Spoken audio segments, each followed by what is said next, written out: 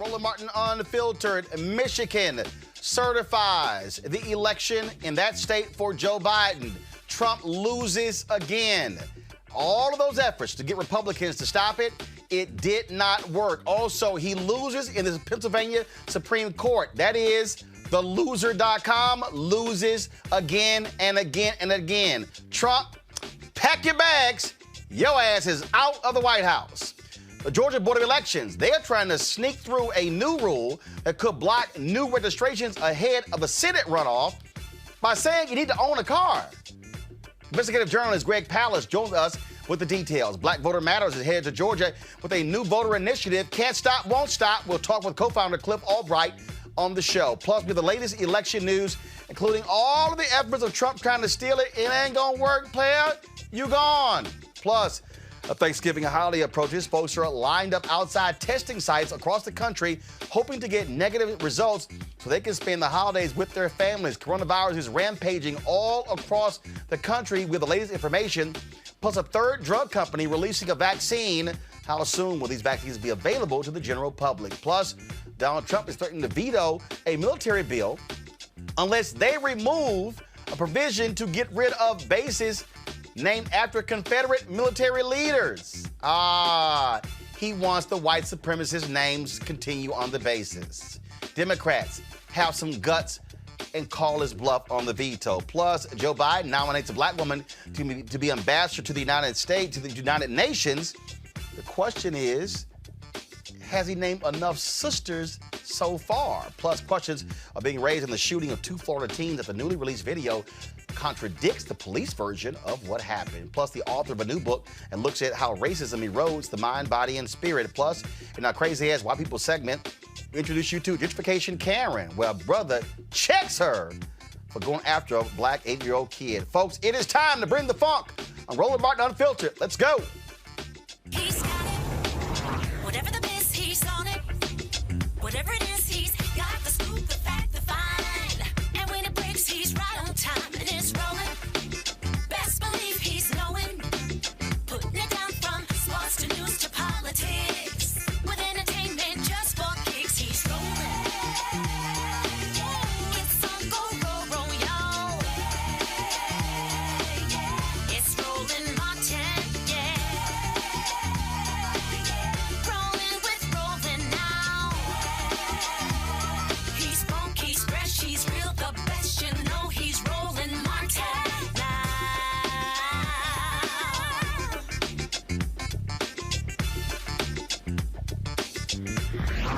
Martin. Republican efforts to steal the election continues. First, Michigan certifies the results for Joe Biden. Pennsylvania Supreme Court says, hell no, Donald Trump. Your legal arguments are nonsense. But in Georgia, where we have two critical runoff races featuring Pastor Raphael Warnock against Kelly Loeffler and then John Ossoff versus David Perdue, Republicans are doing their best to try to steal that election by purging people who just voted in November. Yeah, that's actually happening before us. Already, 750,000 absentee ballots have been requested in Georgia. Let's get right to this thing with investigative journalist Greg Pallas. Greg, the latest effort. So explain to people what's going on now, how Republicans are trying to first purge people. We already seen the reports who just voted. I mean, 3 weeks ago, but now they're trying to stop people by saying, oh, you need to have a car registered in Georgia to vote in the runoff?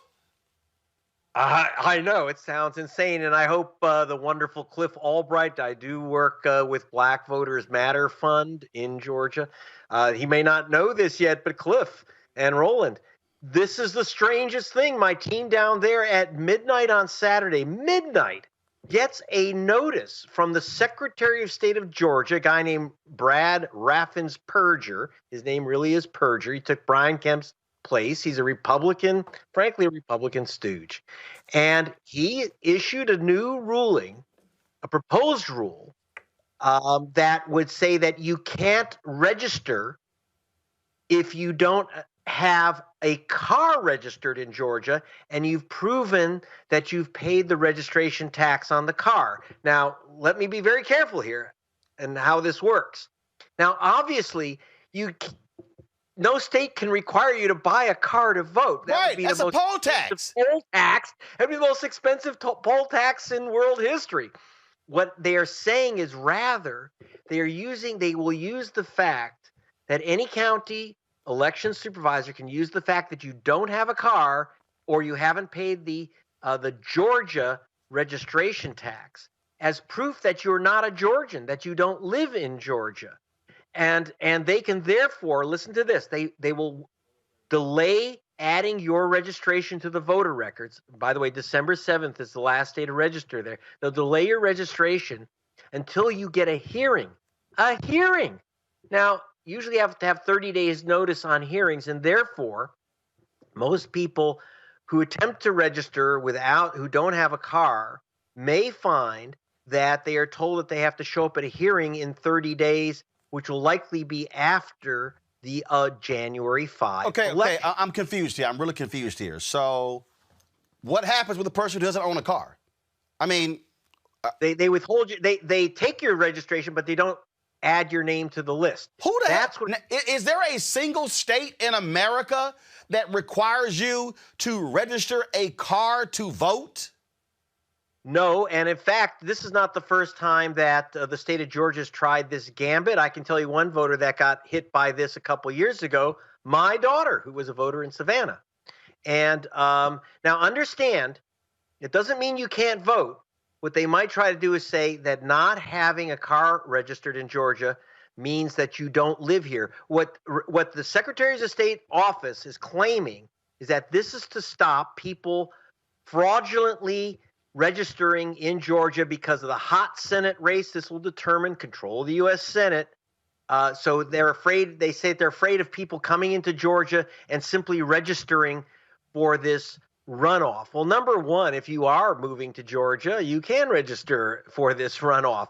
But our person Terry Manpearl on the ground there was on the call with the Secretary of State and asked, do you have a single case, even one, of a fraudulent voter, someone from out of state voting in the Georgia election in November? Do you have a case of a single voter? Remember, a lot of people have already mailed in their ballots. Do you have a case of a single voter who's mailed in a ballot that isn't a Georgia resident, an absentee ballot? Now, is there one case? So you're going to stop thousands of. Now, who gets affected by this law? Again, they don't stop you from registering. They just withhold your registration, possibly till after the election. And by the way, with Cliff, I have no doubt we're going to be fighting this. Believe me, we're going to be fighting this. So what they're saying is that now who's affected? Students, like my daughter, she didn't have a car in Georgia. She has a New York driver's license because on vacations she would drive in New York. So they try to block her from voting. She went through the process and saved her vote in Savannah. But how many, like she said, there's almost no students who are willing to fight this and get registered. In addition, of course, who's the biggest group that's affected? People who don't have cars, urban, low-income voters. In other words, voters of color. And by the way, the color is generally blue. So they know if they can knock out voters trying to register in Atlanta, new voters, people, remember, they, like you just said, they purge voters, so you have to re-register.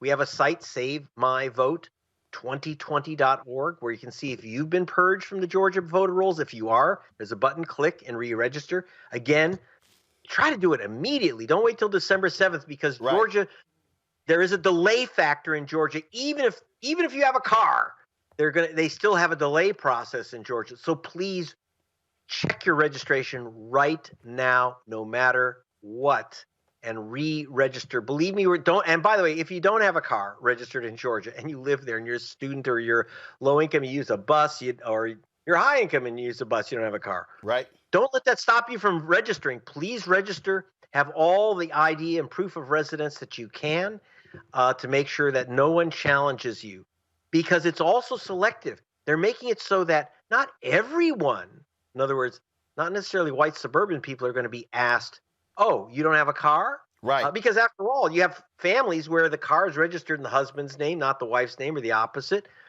So it's very selective because they get to choose whom they challenge. This is really, really dangerous stuff. And when we first, so again, midnight Saturday, and then they had a meeting to vote it into the rules at 8 a.m. this morning, Monday, 8 a.m. And after a midnight notice. This is ugly stuff. So what they did was when the pressure came down, they said, oh, we're not going to make it a rule. We'll make it a guidance. Nah. When you make it a guidance, that's a rule. And so, but this is what I keep telling people, the kind of games Republicans play. And guess what? The people who I've been calling out, these black Republicans in Georgia who have been silent, who are watching these people try to screw black people voting. Yes, I'm very concerned. Look, we know it's Jim Crow. You can talk about, oh, the fraudulent voters. Where are these fraudulent voters lined up at the border to march into Georgia to vote? Okay?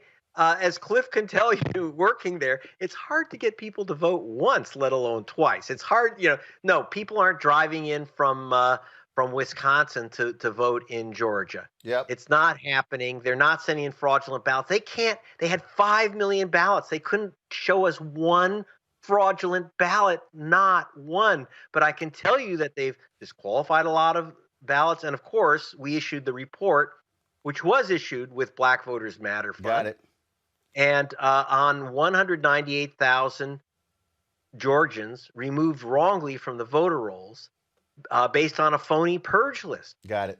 This is really serious stuff. And by the way, watch this space. We're going to be taking action. I don't want to say what it is, but believe me, we're not letting this thing go. We're not letting this thing go. This is pure Jim Crow. I don't care who you vote for, but don't tell black people, don't tell students you can't vote. No. All right. That's over. Greg Palast, keep us up to date what's going on. We'll keep pushing the information out and supporting you in all that you do.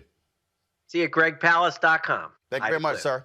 All right, folks. Again, the breaking news is that in the state of Michigan, they have certified the election results a 3-to-1 vote. A Republican chose not to go along with that particular group, which means that the election in Michigan certified by that board of canvassers. Also, the Pennsylvania Supreme Court knocked down the latest Trump challenge. But not only that, guess who finally decided to do her damn job?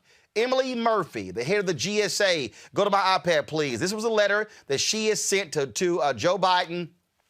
Joe Biden, as the administrator of the U.S. General Services Administration, I have the ability under the Presidential Transition Act of 1963, as amended, to make certain post-election resources and services available to assist in the event of a presidential transition. She goes on and on and on, blah, blah, blah, blah, blah. To be clear, I did not receive any direction to delay my determination. Yeah, right. I did, however, receive threats online, by phone, and by mail directed at my safety, my family, my staff, even my pets, in an effort to coerce me into making this determination prematurely. Even in the face of thousands of threats, I always remain committed to upholding the law. Whatever. Then she writes, contrary to media reports and insinuations, my decision was not made out of fear or favoritism. Whatever. I strongly believe that the statute requires that the GSA administrator ascertain, not impose, the apparent president-elect. Again, more BS, blah, blah, blah, blah, blah, blah, blah, blah, blah, blah. This does not have to be a 2-page letter. She then says that, of course, they're going to be making available $6.3 million to the Biden transition team. In addition, $1 million is authorized to provide appointee orientation sessions and a transition directory. So all the rest of this stuff is signed by Emily Murphy, whatever the hell. Let's go to my panel here, talk about all the latest developments that's been going on, folks, in this busy day and busy weekend. Dr. Avis Jones, the Weaver political analyst, Mustafa Santiago Ali, PhD, former senior advisor for environmental justice, EPA, and then later we'll have Rena Shaw, the Lincoln Project Women's Coalition. Go to you, Mustafa. You've worked for federal government. First of all, a lot of different things are going on here. Let's first go to the GSA. Emily Murphy, she ain't fooling nobody. Emily Murphy, bottom line is she was doing Trump's bidding here. They did not want to say that Joe Biden was the president-elect. But after what Michigan did and Pennsylvania, Donald Trump, no options. Sucker, you're gone. Yeah, I mean, they know what the rules are. They know how they should be moving forward. There was intentionality in this. Everyone knows it. The intentionality was to, continue to slow down, hopefully run out the clock on the other side and find, some fertile ground for the foolishness that they were trying to move forward with. And, in all the administrations that I worked in, both Democrat and Republican, there was always a peaceful and respectful transition of power, understanding, how difficult it is, all these issues that folks are focusing on, and to make sure that the new incoming administration has the information so that they can, hit the ground running, if you will.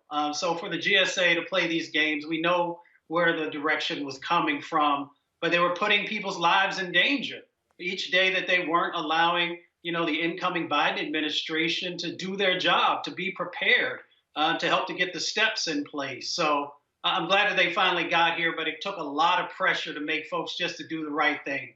My grandmother says, when you know better, do better. They knew better. It's a shame that it took them this long to do better. You got people who talk about, oh, it's the law. No, it's not, Avis. The reality is this here. She was playing games. Joe Biden was a president-elect. Donald Trump couldn't overturn anything. And these were the games they were playing, pure and simple. That's what happened when you're dealing with a narcissistic, petty, let's just go ahead and say it, a man who was 100% bitch-assness. I couldn't say it better myself. But absolutely, she was part of this whole grand delusion in which has been, I would believe, I would call it a coordinated action, not only involving the president, but a lot of his cronies all around the country, including individuals who may not necessarily be included in any collusion per se and what he's trying to do, which is I would call a coup, an attempted coup. But you also have countless Republicans who have been too cowardice to even call a thing, right? They've been allowing this to continue. And so when she finally comes up and does this, I'm thinking, well, it's about time. But I'm also wondering if it has something to do with the fact that she was supposed to testify on Capitol Hill. And maybe she just wanted to make sure that this thing was right before that happened, because she knew what she was doing was outside the boundaries of what she was supposed to be doing. There was no way she could have justified that in front of elected officials.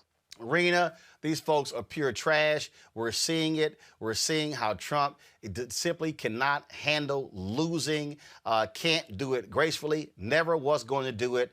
That's just simply how he is. And Republicans have allowed this nonsense to go on for the last 3 weeks.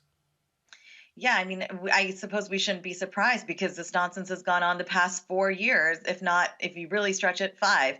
So what I really believe we see here is a political appointee who didn't have the moral courage to do the right thing until push really came to shove. And it's my home-based congressman right now, Jerry Connolly, a Democrat here in Virginia, who oversees a committee in which Emily Murphy has to report to. And so I think he put out a great thread for anybody who's interested on Twitter the other day, really explaining what so many Americans don't know, that this is very much a political appointment that she has. She is a Trump loyalist. And as I put out today on Twitter, I said, Trump loyalists need to realize one thing, that they will never get his loyalty in return. That is the bottom line. So maybe some of them are waking up to it, but this was about our country. This was about our process. This was about something so much bigger than Trump. And it's a shame that people really couldn't understand that this is not just unheard of. This does not happen in modern presidential era at all. But the reality is that you put our country in a unique position at which not just our adversaries, but our allies feel like there's pure chaos on the ground. And I don't know if that's part of a long game. Look, I mean, with Trump, it sometimes takes time to be able to see that. I do think there is something of a strategy here he's got in mind that has yet to reveal itself. But I think what I really saw in people like Emily Murphy and Republicans coming to the side of Trump and saying, we shouldn't let Biden have access, they were really, frankly, being hypocrites. They weren't understanding that national security is the one issue that they harp on over and over again. They'll do it right up until January. And that election in Georgia, the Senate election, Republicans love to hammer home national security. Well, how rich of it that they would put our country in such great chaos and put our national security on the line by not allowing Biden to have what he is frankly entitled to. Yeah, she didn't want to have to go before the courts. Let's talk about, of course, what is taking place. Them losing left and right. Now they're trying to attack the folks in Georgia. They have certified their election results there. Michigan has certified their election results. Pennsylvania's on their way. So, look, they got no play here. Then, of course, we saw the Trump people over the weekend fire a crazy, deranged, nutcase attorney, Sidney Powell. Mustafa, these people are sick and demented. Sidney Powell, Rudy Giuliani. I'm at a loss for words with these folks because it's like they're operating from another planet. I mean, President Trump has struck out 3 times and more, actually. But I mean, after 3 times, it's really time for you to give it up. You got a life after this. You'll still have people who will follow you and believe, the conspiracy theories and other things that you've been pumping into our country over the last 4 years. So it's just time to move on. You can't continue to lose court case after court case. Sometimes, actually, some of the judges was pissed off that you actually brought some of this stuff in front of them, and they actually explained that to the attorneys that were in charge of the cases, that you're literally wasting the court's time. So, it's time to go. You can go on down the street there to Walmart or wherever, get your bags, and go ahead and move on. That as simple as that. And what you're dealing with, again, you're dealing with sore losers, including some of these trolls run our YouTube account. And it's just real simple. Y'all lost. Suck it up. You lost, Avis. Yeah, but they're still engaged in shenanigans. I mean, Yep. they're trying to do yet another recount in Georgia. They are right now in the process of a recount in Wisconsin, but it's not a statewide recount, of course. It's a recount that specifically focuses on the areas like, Milwaukee, where you'll have a disproportionate number of Black people. They're looking to recount just that small area of the state and then have their cronies there that are in essence challenging each and every vote, trying to throw out as many votes as humanly possible.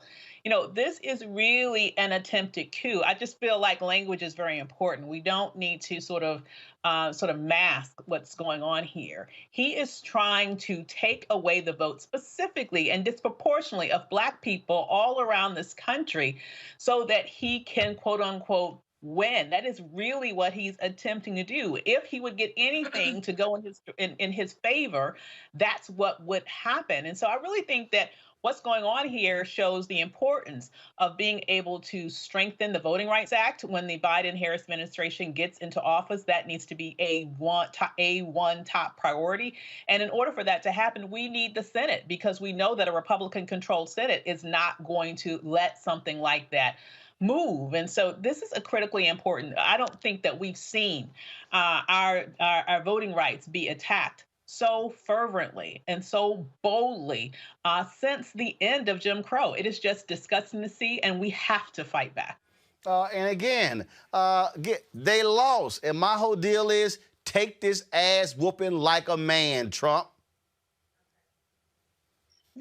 He can't do it, Roland. He can't do it at all. Bottom line. I mean, look at who he's got for his legal defense. Rudy Giuliani, who hasn't been in court in some 3 decades? He hasn't fought a case in court in over 3 decades, I believe. Sidney Powell, who was one time respected, I believe, but really showed her true colors of every shade of crazy at that press conference. That was really disheartening. And the only reason she's on the outs with the Trump campaign is because Tucker Carlson called her to the carpet. That's the only reason. So I think what's at the root here, and this is something that I think really deserves a longer conversation as we move along in these next weeks and months. I mean, this is obviously a tough time. This past 3 weeks has been extremely tough for many Americans who watch and who trust our system, to feel like blow after blow. Like, how can this guy still have a case? I get a lot of right-wing media in my inbox every day. I get multiple bits of it. I don't just get text messages, I get newsletters. And so I see what they're reading. I mean, my career on the right, I'm still very much a conservative, albeit a small C one, but I see what today's Republicans are reading, and it's scary stuff. These newsletters are more like, really Reddit threads. It's stuff like Alan Dershowitz says that Trump still has 3 pathways outlined in the Constitution to still I win. don't give a damn what Alan Dershowitz is a hack who, first of all, take your Jeffrey Epstein loving ass on. I can't.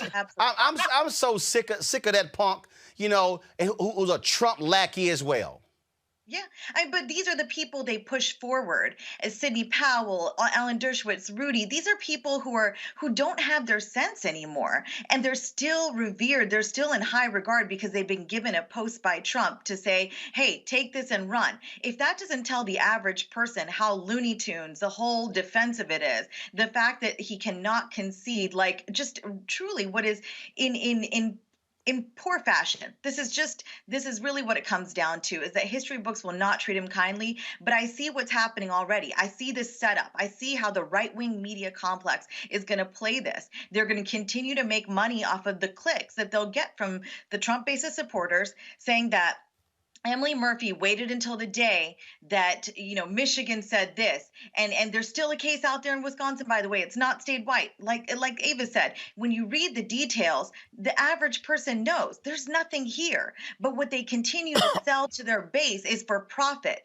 It's this fake narrative that there's been an election that's stolen, and it's black and brown people that are in the way, and they are the people who are trying to subvert the will of real Americans who love freedom and liberty like you and me. That's the message I get every day. Oh, absolutely. Look, lots more of it. The right-wing media apparatus, Newsmax, OANN, all of these sites, they are going to be pushing this conspiracy stuff for the next 4 years.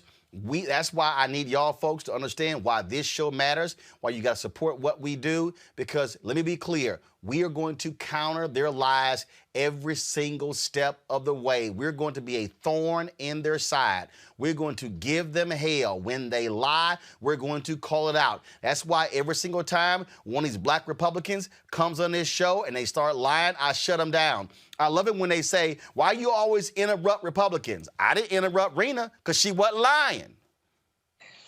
See, that's why they get mad. I'm also not a Trumplican, you know that. No. But what I'm saying is, what they don't like, they love to go on these other shows, go on Fox News, go on Newsmax, go on OANN, and go on the rest of it, and they love to lie. And they don't like when somebody has the facts and stops their lying. Well, when you bring your ass on this show, I'm shutting you down with your lies, because we are not going to feed this crap to our audience. We're not going to sit here and allow them to continue the games that they play. And that's exactly what's going on with the games that they play. Folks, pull up my next guest on this particular topic as well, because, again, we're talking about, matter of fact, as we're pulling them up, I saw this video. I've seen it a couple of times. Leslie Jones tweeted this out, and it really speaks just a whole lot to how I feel right now. Y'all, roll it. I just have one thing to say. Hang on here. You about to lose that job. You about to lose that job. This thing. You about to lose that job. Oh my goodness. You about to lose your job. This thing. You about to lose your job. This thing. You about to lose your job. 'Cause you are entertaining me. Or nothing. You about to lose your job. This thing. You about to lose your job. This thing. You about to lose.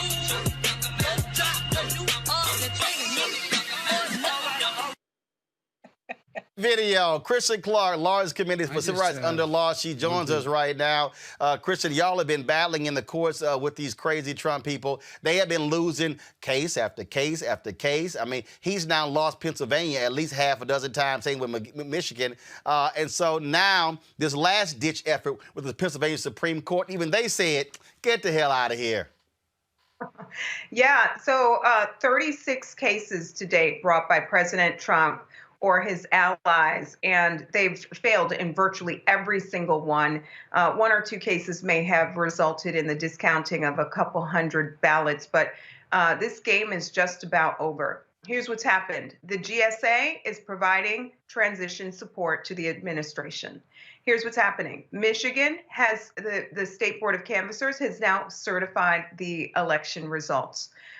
We prevailed in Pennsylvania over the weekend, and they're making a desperate attempt by asking the Third Circuit, the appellate court, to block certification of results in Pennsylvania, which I think is highly unlikely given how poorly this case was pled and handled. No evidence whatsoever to support the relief that President Trump was seeking here, which was the rejection of millions of ballots. And, it's interesting. I just got, Roland, a few minutes ago, a copy of the temporary restraining order. They're moving for emergency relief from the Third Circuit. Giuliani doesn't appear on the papers. President Trump literally put forth his lawyer, Rudolph Giuliani, in court last week, parading around and making arguments for the first time in a courtroom for decades, and his name doesn't show up on the pleading offered this evening. It's been a sham from the beginning, and I do think that the door is closing in, and we're moving closer and closer to the point of putting the nail on the coffin of this fiasco. Well, and the things, Christian, that's a trip here is when you look at the nonsense that they're involved in, they won't go to court and lie. So they lie in news conferences because they know exactly what's going to happen in court when they lie before a judge. Exactly. I mean, the judge in Pennsylvania is a Federalist Society member, right? I just want to underscore that. This case was so ridiculous. No evidence, no proof, no evidence, and asking a federal judge to reject and disenfranchise millions of voters across the Commonwealth of Pennsylvania. When the ink is dry, I think that the history books will show that President Trump is our nation's first president, most certainly in modern time, but maybe ever. But this is the first president to literally use the White House to launch a mass disenfranchisement scheme after an election. I can't think of another president in our nation's history who has taken such an extraordinary effort to disenfranchise not just Americans, but Black Americans and voters of color in particular. So what's the next legal front? So, I mean, look, these idiots probably be so stupid, they'll try to go to the Supreme Court. They will. I think that this is a move of desperation. I think any further legal maneuvering by President Trump and his lawyers, whoever those lawyers are at any given point of the day, will fail. I think any continued effort to ask a court to disenfranchise millions of Americans is a sign of desperation. And I do think that the dust is settling here and that very soon we'll be moving forward and doing just what you say. Giving them hell and really doing the hard work to restore and rebuild a country that has just been decimated over the past 4 years by an administration that has rolled back civil rights and suppressed voting rights at every turn. We've got a lot of hard work to do in the road ahead. Well, y'all have been certainly on the front lines battling this in the courts. Let folks know how they can help the Lawyers Committee for Civil Rights Under Law continue to do their work. I appreciate that, Roland. Yeah, we've gotten involved in at least 10 of the 36 cases that have been filed, and we're doing this to stand up for Black voters. And you can support our cause by visiting our website, www.lawyerscommittee.org, And Roland, we are here to make sure that people have the support they need to vote in those Georgia runoff elections and other runoff elections happening in Louisiana and elsewhere. You can call 866-OUR-VOTE, 866-OUR-VOTE to get help that you need to make sure your voice is heard in these important runoff elections that are happening as well. Absolutely. All right, Kristen Clark, Lawyers Committee for Civil Rights Under Law. We certainly appreciate it. Thanks a lot. Thank you for having me. All right, folks. Just so y'all understand how crazy, deranged, and sick in the head these Trump supporters are, these white conservative evangelicals, all right? Let me play you. Jamal Bryant posted this video on his page this weekend. And if you want to see how stupid these folks are, watch this. I saw this picture of the people in the ballots. And what my eye was drawn to was the tables. The tables. And what the Lord started to talk to me about was He went through and He overturned the tables. What are on those tables? Ballots. Ballots. And what I could see was He was walking up and down those aisles. and he started turning over the tables. The tables are being turned over. Those tables are being turned over. The tables are being turned over. And he came to a table and he turned it over.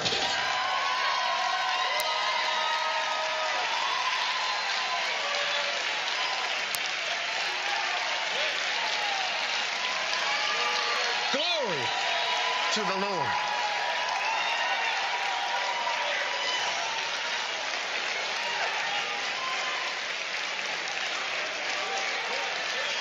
Oh, glory to God. Enough! Enough! Enough! Guess what, y'all? Daniel! Come on. Sorry. God did not overturn the results in Michigan, in Pennsylvania, in Georgia, in Arizona, in Nevada. Y'all lost. The crazy thing, Rena, is these white conservative evangelicals are playing to the sheer ignorance of their supporters. And these fools were literally sitting in church thinking, yeah, God is going to go in and just turn the tables and God is going to reverse the ballots. Oh, yeah, that's going to happen. Has it dawned on them that maybe God was in the voting booth on November 3rd? See, and these people are so nuts. They fall for this silliness. I tell you when it will dawn on them. It's January 20th, 2021. That's the day they're going to realize that that prophecy was not fulfilled. And look, nothing surprises me anymore. I think 5 years of fighting up against this orange person in the White House. I mean, he's a ridiculous man. The supporters that defend him to this moment, I hear the most nonsensical, illogical arguments for why he deserved a second term. Nothing that makes sense. Nothing at all. Nothing rooted in sort of, okay, well, look, it was purely the economy, and that's what I'm voting about. It's truly a lot of the chosen one type of language. And that's the only way you can square it all up. How else did evangelicals get comfortable with voting for a man who's now on his third marriage, has kids by 3 different women, 2 of them immigrants? I mean, if this was somebody with melanin in their skin, they would be absolutely eviscerated. The fact that they have defended this guy, it's because they believe him to be the chosen one. And so therefore we should not really be that surprised that it's made it this far with pastors screaming these type of honestly obscenities. I mean, that is ridiculous to look at just a little bit of video footage there, but people have consumed themselves in this stuff. They've had to hang on to something for 4 years. And another something that I have heard very reasonable Republicans, and I've been on this show in the past talking about the factions of Republicans in the past, Mid-Atlantic, Southern, Western, they all used to be very distinct once upon a time, not in the era of Trump. I've heard white, very, very wealthy Republicans, longtime, very moderate types say to me, Biden crime family. They use those words. It is as if they're told, I mean, it's shocking. I have to grip myself for a second because it's as if they're told that all Democrats are criminals and they're all coming to loot the country by taking over the Oval Office. Well, hey, that's what your guy just did for the past 4 years. How did you miss it? I don't know. Looks like, Avis, this video from Paula White didn't work. And strike and strike and strike and strike and strike and strike and strike and strike until you have victory. For every enemy that is aligned against you, let there be that we would strike the ground, for you will give us victory, God. I hear a sound of abundance of rain. I hear a sound of victory. I hear a sound of shouting and singing. I hear a sound of victory. I hear a sound of an abundance of rain. I hear a sound of victory. I hear a sound of an abundance of rain. I hear a sound of victory. The Lord says it is done. The Lord says it is done. The Lord says it is done. For I hear victory, victory, victory, victory in the corridors of heaven. In the corridors of heaven, victory, victory, victory, victory, victory, victory, victory. For angels are being released right now. Angels are being dispatched right now. Hamanda aka ata rakate de baka sanda ata ambo osa kata rite eke banda ata rike didi ashata. For angels have even been dispatched from Africa right now. Africa right now. Africa right now. From Africa right now. They're coming here. They're coming here. In the name of Jesus. From South America. They're coming here. They're coming here. They're coming here.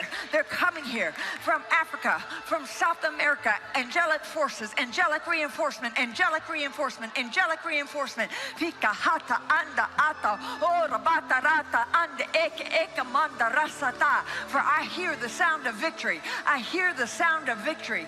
I hear the sound of victory. I hear the sound of victory. I hear the sound of victory. I hear the sound of victory. I hear the sound of victory. I hear the sound of victory. I hear the sound of victory. Biden, Harris, Biden, Harris, Biden, Harris, Biden, Harris, Biden, Harris, Biden, Harris. That's the sound of victory. That's the sound of victory. That's the sound of victory. That's the sound of victory. Paula White, Biden, Harris, thanks for your prayers, because that's who it benefited. But just so y'all understand what y'all dealing with, why I keep telling y'all, don't let this woman back near any black church after this nonsense. This is the crap that she said Sunday before last. Christ-likeness is not found in my gender. It is not found in my culture. It is not found in my ethnicity. It is not found in KKK. It is not found in Antifa. And it is not found in Black Lives Matter. All which are anti-Christ and even terrorist organizations. Christ-likeness is not... now we are revealing ourselves here, because now she's saying Cliff Albright, founder of Black Voters Matter, co-founder, that, she's saying is that Black Lives Matter, terrorist organizations, anti-Christ. Oh, really? That's how we gonna play, Paula White? Gotcha. Yeah, Roland, I want to join you in thanking her when she was calling on those angels from Africa and from South America. She really did us a favor, because that's exactly who it is that turned out to decide this election. You know, black folks in those key states, as well as those South American angels in places like Arizona and New Mexico. So we really want to thank Paula for calling on the right angels. I don't know what she thought they was going to do when they got here, but evidently it didn't go her way. But she was right. I hear the sound of victory. Oh, yeah, I hear the sound of victory, and we also expect to hear the sound of victory in Georgia. Y'all are going to be going hard in Georgia. Let folks know what the plan is for this runoff election.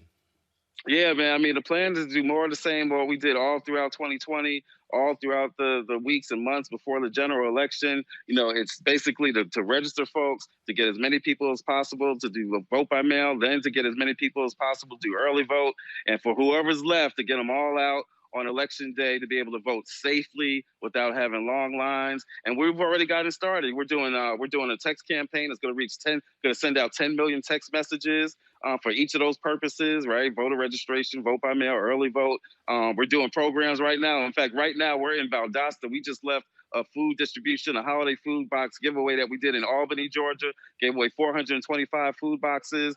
Same thing we're doing right now in Valdosta. We're at Kingdom Builders Church right here in Valdosta, doing the same thing, giving away holiday boxes. But it's not just, it's not charity. It's solidarity, not charity, right? This is a way of saying thank you to the black voters who came out in spite of a horrific year, came out, showed out, made history. So we wanted to be able to say thank you. We also want to be able to deal with these food insecurity issues. And in the process, we're registering folks. We're giving folks the links to be able to do their vote by mail, ballot requests, all of that going on at these events. So like we always say, and as you always know, it's a party with a purpose. Folks, this is a photo Cliff posted here. Normally we're used to them having one bus. Y'all got a fleet now, man. What's going on? I mean, I'm seeing buses, vans. Man, y'all ready to roll. That's right. It was the blackest fleet in America. It used to just be the blackest bus in America. Now it's the blackest fleet in America. We had, during the general election, we had 2 buses and 7 baby buses, 7 of those vans that were roaming around Georgia we're doubling down, Roland. We could have 14 of those vans driving all around Georgia, from the corners from Metro Atlanta to Savannah, down to Southwest Georgia, Columbus, over to Savannah, and everywhere in between, doing events just like what we're doing now, doing events that serve the community, that build power, that get folks registered, get folks excited, doing COVID-safe events, caravans going through the neighborhoods, bringing people to the polls, dropping off ballots early, all of that. It's all about, doing whatever we can, one, to get our base out. To be clear, this is a base election. Right. Ain't no persuasion going on between now and January 5th. This is a base election. Whoever can get their base back out, even if all you do is get everybody out who voted for the November 3rd election, if you do that, then you're 90% of the way there. But if you then go the next yard and you get new folks registered, the 26,000 young folks that are turning 18 between now and January 5th, the 30-something thousand returning citizens formerly incarcerated who have their rights to vote, but they just don't know about it because the state does such a bad job of telling them what their rights are, right? If we get new folks registered, and then if we reach to those folks who were already registered but didn't come out to vote, partially because we don't really believe that our vote matters sometimes because we've been convinced that this is a red state. Georgia's not a red state. The South is not full of red states. It's full of states that have been underinvested in, undervalued, and underestimated. And with the right resources being spent in the right way, because it's not just about having money. You got to spend that money. You got to put it in the hands of the people, like Kingdom Bills Church, like the fraternities and sororities, like the local chapters at NAACP or other community groups. When you get it in the hands of the people who are on the ground doing the work, then you can make stuff happen. It's not just about having money. You got to get the money to the folks that can make things happen. One of the things that, again, that you guys are working on, and look, we're going to be on the ground with y'all in December, live streaming different events on our Roland Martin Unfiltered platform, and so we're working through the schedule right now. So we certainly plan to be there. I want to get your thoughts, and we had Greg Palast off the top of the show, what Georgia's now trying to do with this car registration crap. Yeah. I mean, you talk about new poll taxes in the 21st century. Yeah. I mean, Georgia's pulling. Look, we know that Georgia's been the epicenter of voter suppression for at least a few years, definitely in 2018, and even this year. Because the fact of the matter is, this election should not have even been as close. We have a victory here, and it's glad that they did the whole little, the audit, and nothing changed, and you got this vote tally, whatever, this vote margin for Biden. But the fact of the matter is, this should not have even been a close election. There were 300,000 voters purged last year, 200,000 of which never should have been purged because they, in fact, had not changed their address, right? And so this shouldn't even have been a close election. So if all that we know they've done in the past, imagine what they're about to do over the next 6 weeks when they're desperate, Roland, to hold on to these 2 seats. Georgia shocked the country this past November. We're about to shock the country again in January. All right, Cliff Albright, co-founder of Black Voters Matter. Man, we'll be with y'all every step of the way. We certainly appreciate it. Thanks a lot. Thank you, Roland. Again, we're seeing just sort of the madness here. I want to go back to my panel here, and I want to talk to them about, Avis, I want to start with you, that Paula White clip. For her to sit here and actually say Black Voters Matter is a terrorist organization, anti-Christ, that shows you how sick and demented these people are, trying to put Black Voters Matter in the same breath as Antifa and the KKK. Well, yeah, let me just say as the KKK, because the Antifa also should not have been categorized in conjunction with the KKK. The KKK is a terrorist organization that have murdered people in this country for decades and continues to try to do so. And so to connect that with an anti-fascist organization that's trying to defend people who are being attacked by people like the KKK, and Black Lives Matter, which is clearly a peaceful organization, just shows you one of the horrible sort of trends of white supremacy is they try to hide their evilness by projecting their evilness against organizations that are seeking to defend or provide rights for those who are being oppressed. That's an old game. They've done it for years. But the thing that you alluded to, something that really annoys me more than anything about Paula White. How many millions of dollars has she been able to extract from the Black community with her shenanigans? How much? And I want Black people to really start judging these people who they are giving their money to because they want to wrap themselves in a cloth of religion, when clearly all she's looking to do is oppress you. I mean, really. When she was talking about striking, she's lucky she wasn't struck straight to hell for all that she has done and all that she continues to do under this cloak of religion. So I'm hoping that whoever has supported her in the past in our community, I'm hoping that you have awoken from your trance. And I hope that you see her now for who she is and not give her one more thin dime of your money, period. She's a charlatan. Mustafa. Well, part of my family is Baptist and Pentecostal ministers, deacons and deaconesses. So you got to be really careful. If you are a Christian, when you start actually giving people idol sort of status, if you will, the scripture is very clear about that.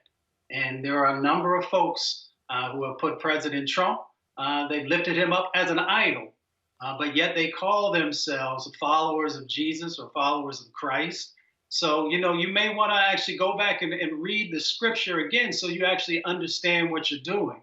And then, sometimes we also put ministers and bishops and other people in that same light. And you just have to be very careful if you're serious about your spirituality. I'm not talking about your religiosity.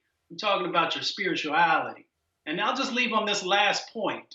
If you say that you're a follower of Christ, then there should be a reflection of your actions and how you conduct yourself. Well, it is sad to see what's going on with these folks, but that's actually what we are dealing with. Folks, speaking of what we're dealing with as well, massive, massive increase nationally with coronavirus. 12.4 million cases of COVID-19 in the United States. 257,000 people have died as a result. The infection rates continue to soar across the country. People are sitting here now trying to decide whether they're going to actually have Thanksgiving meals with their families as well. Medical professionals are saying, look, do not do it at all. Don't gather, things along those lines. I'm going to go to a break. We come back. We're going to talk to Dr. Ebony Hilton, as well as talk to Professor Valerie Montgomery Rice, President and Dean of the Morehouse School of Medicine, about this as well. And again, folks, COVID is no joke. It is exploding across the country, and we're going to give you the information that you need to make the critical decisions when it comes to being with your family.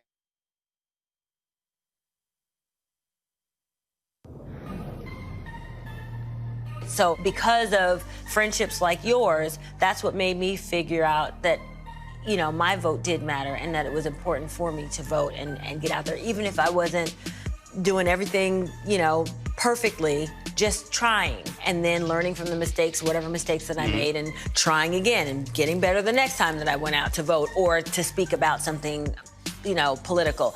That's the start. That's the way that we do it, because we can't go back and undo. Like, I can't go back in time and make myself be at the polls when I wasn't. So that's where the civic piece comes in. But I can start now. And that's what, I started when I started. And now I'm a part of more, political drives to get other people to vote. I'm not the world's smartest when it comes to politics. I'm the first to admit that. I'm not even the second or third. But I'm trying, and I think that's really the message here, Get out and vote, because it does matter. Your vote absolutely matters. Hey everybody, it's your man Fred Hammond. Hi, my name is Brescia Webb, and you're watching Roland Martin Unfiltered. Ow. Well, I like a nice filter usually, but we can be unfiltered.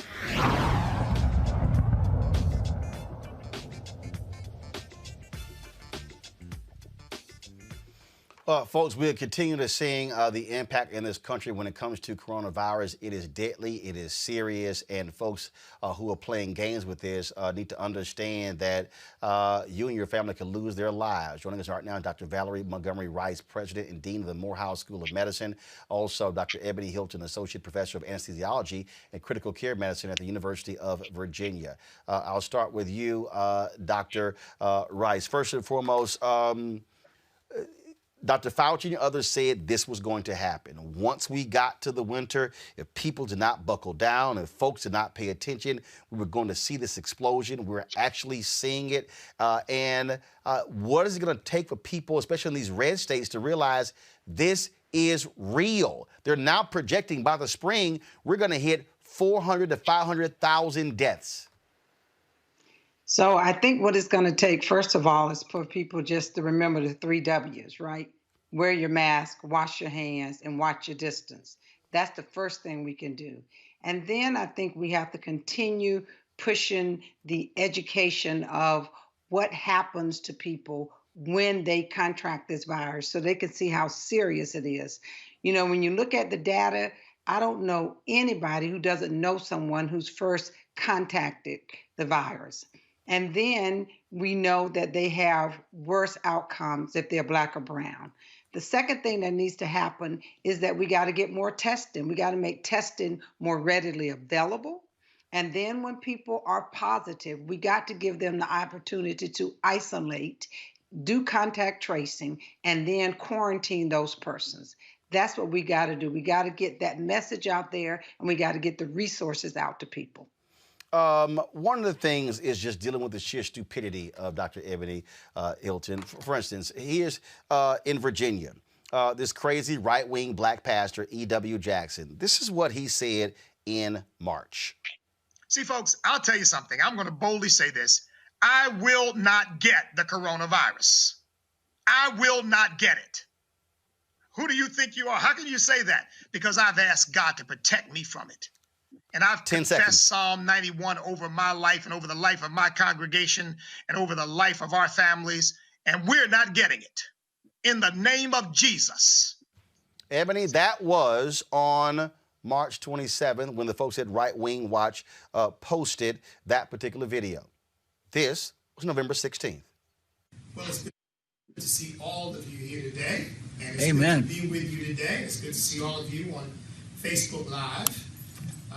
I want to say that I've been out for the last several weeks. A couple of weeks I was out because I was speaking somewhere else. And the last week I was out because I was tested positive for COVID-19. So, but I'm back. I'm healthy. I'm sound. I'm whole. Praise God. I'm feeling good. And I'm just grateful to God. And my wife is, of course, she got it from me. One of my little gifts to her. But she's doing fine, too, and she's going to be back to work tomorrow. That's the kind of stupidity, Ebony. You go on the video, I will not catch it because God protects me, and you got it.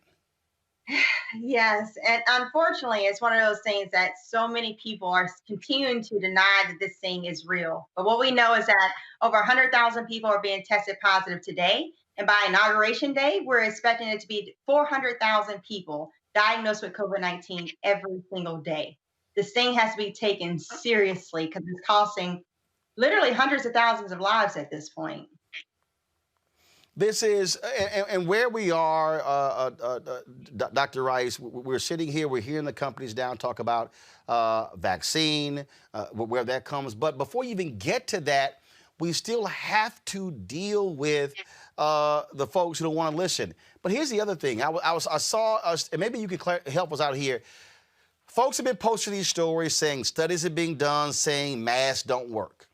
Then I saw one study that said that mask works for the person who has it, but not for the other people who also wearing it. And I'm sitting there going, okay, where is not all this coming from? It's muddying the waters for our people who are listening. Are you and Dr. Hilton recommending wear a mask? And if so, what type? And what else should we be doing? Okay, so it's very simple. 3 W's. Wear your mask, wash your hands, and watch your distance. There have been conflicting information that comes out. I agree with that. But there's no confusion about the benefits of a mask. The mask protects you, particularly if you wear it correctly, over your nose and your mouth. Most of your secretions will come out of your mouth. So therefore, when you wear your mask, you are protecting someone else. Most people acquire the virus through their nasal area.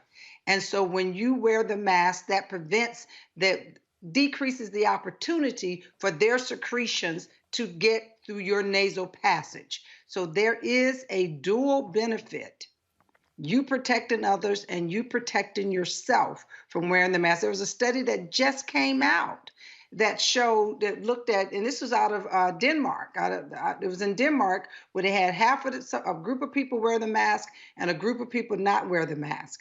And what they showed, even though it didn't reach statistical difference, there was clearly a trend of the people who wore their mask having a decreased chance of being infected, because again, they were covering their nostril area, which is where the virus gets in.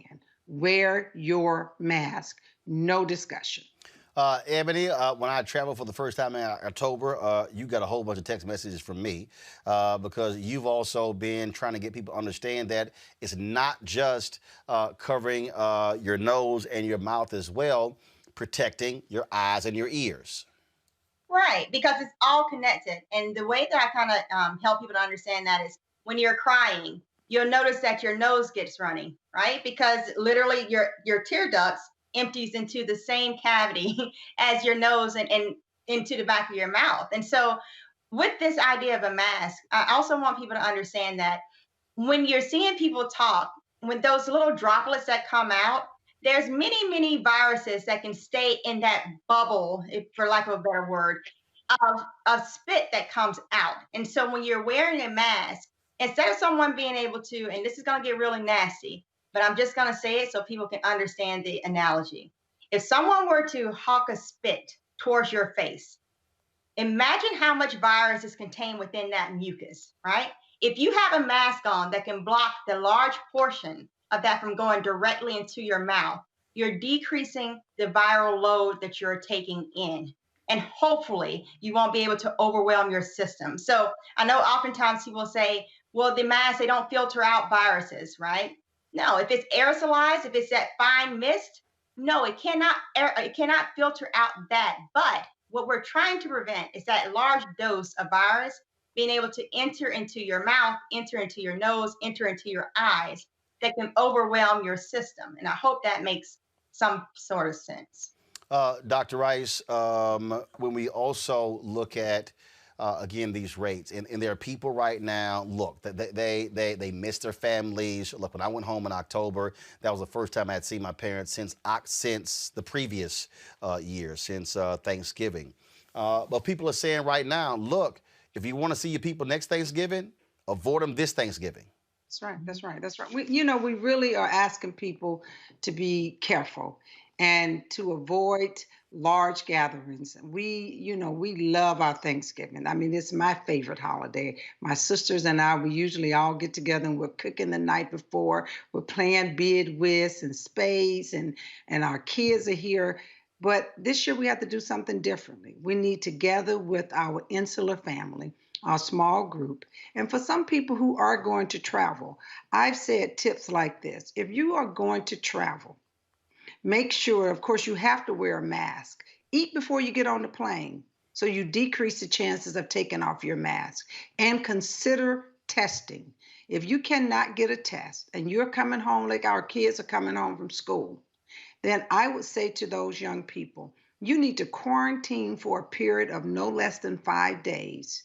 Upstairs in your room, limiting your contact, wearing your mask while you're in the house until we are sure that you are not symptomatic. But if all possible, get a test. There are multiple places where you can get a test. You can get tests with all of the CVS, and there's lots of drive-through groups that are offering testing. And so if possible, get a test. But you definitely need to try your best to avoid large gatherings, because there will be someone in that gathering that is asymptomatic and that most likely will have that virus. Ebony, I got somebody sitting here on my YouTube channel, Angel. She says, I'm debating whether to go to Indiana from Georgia to be with family. I mean, again, unless you have significant protections, unless you have testing for every single body. And here's the other deal, even with testing. There are people who can test negative today. We saw that with a bunch of these White House folks, that it takes time for COVID-19 to develop and show up in the body. So you can test negative on Wednesday. It don't mean you don't have it. Well, I mean, again, I always like to give examples because I feel like people can get it. At this point, the White House is the most protected house in America. And they tested everyone. And what did they have? A super spreader event where Trump was infected. We've had, who else was literally the Speaker of the House? We've had so many people, Chris Christie, Herman Cain, that these people are getting tested so they can be close to the president. And yet the president himself came up positive. What people have to realize is that just like a pregnancy test, women, we know that very early on in your pregnancy, you could have taken a pregnancy test and it would have came back negative. It didn't mean that you didn't have a baby growing inside. It just meant that whatever substance we were trying to measure on that test, the amount that you were actually producing in your body was too low to be detected, right? The same thing with this COVID-19 test. You may not be shedding a high enough viral load for it to be detected, but it doesn't mean that you're not infected. And what we know is that if you err wrong right now, every 44 seconds, one person dies in America from COVID-19. So you think about how long this show has been running and count every 44 seconds and say goodbye to someone. And so when you're making that assessment of, is it worth this trip? Think about your family members and recognize the fact that unfortunately, we're having people taking this into their homes and they're having to say goodbye to their mother, to their father, to their sister, to their brothers. And it's just simply not worth the risk when we can wait and hopefully get to a point of vaccination and herd immunity and other treatment modalities to keep people alive. But right now, people are dying. Final, Dr. Rice, real quick, y'all are working on a PSA campaign, correct? Yes.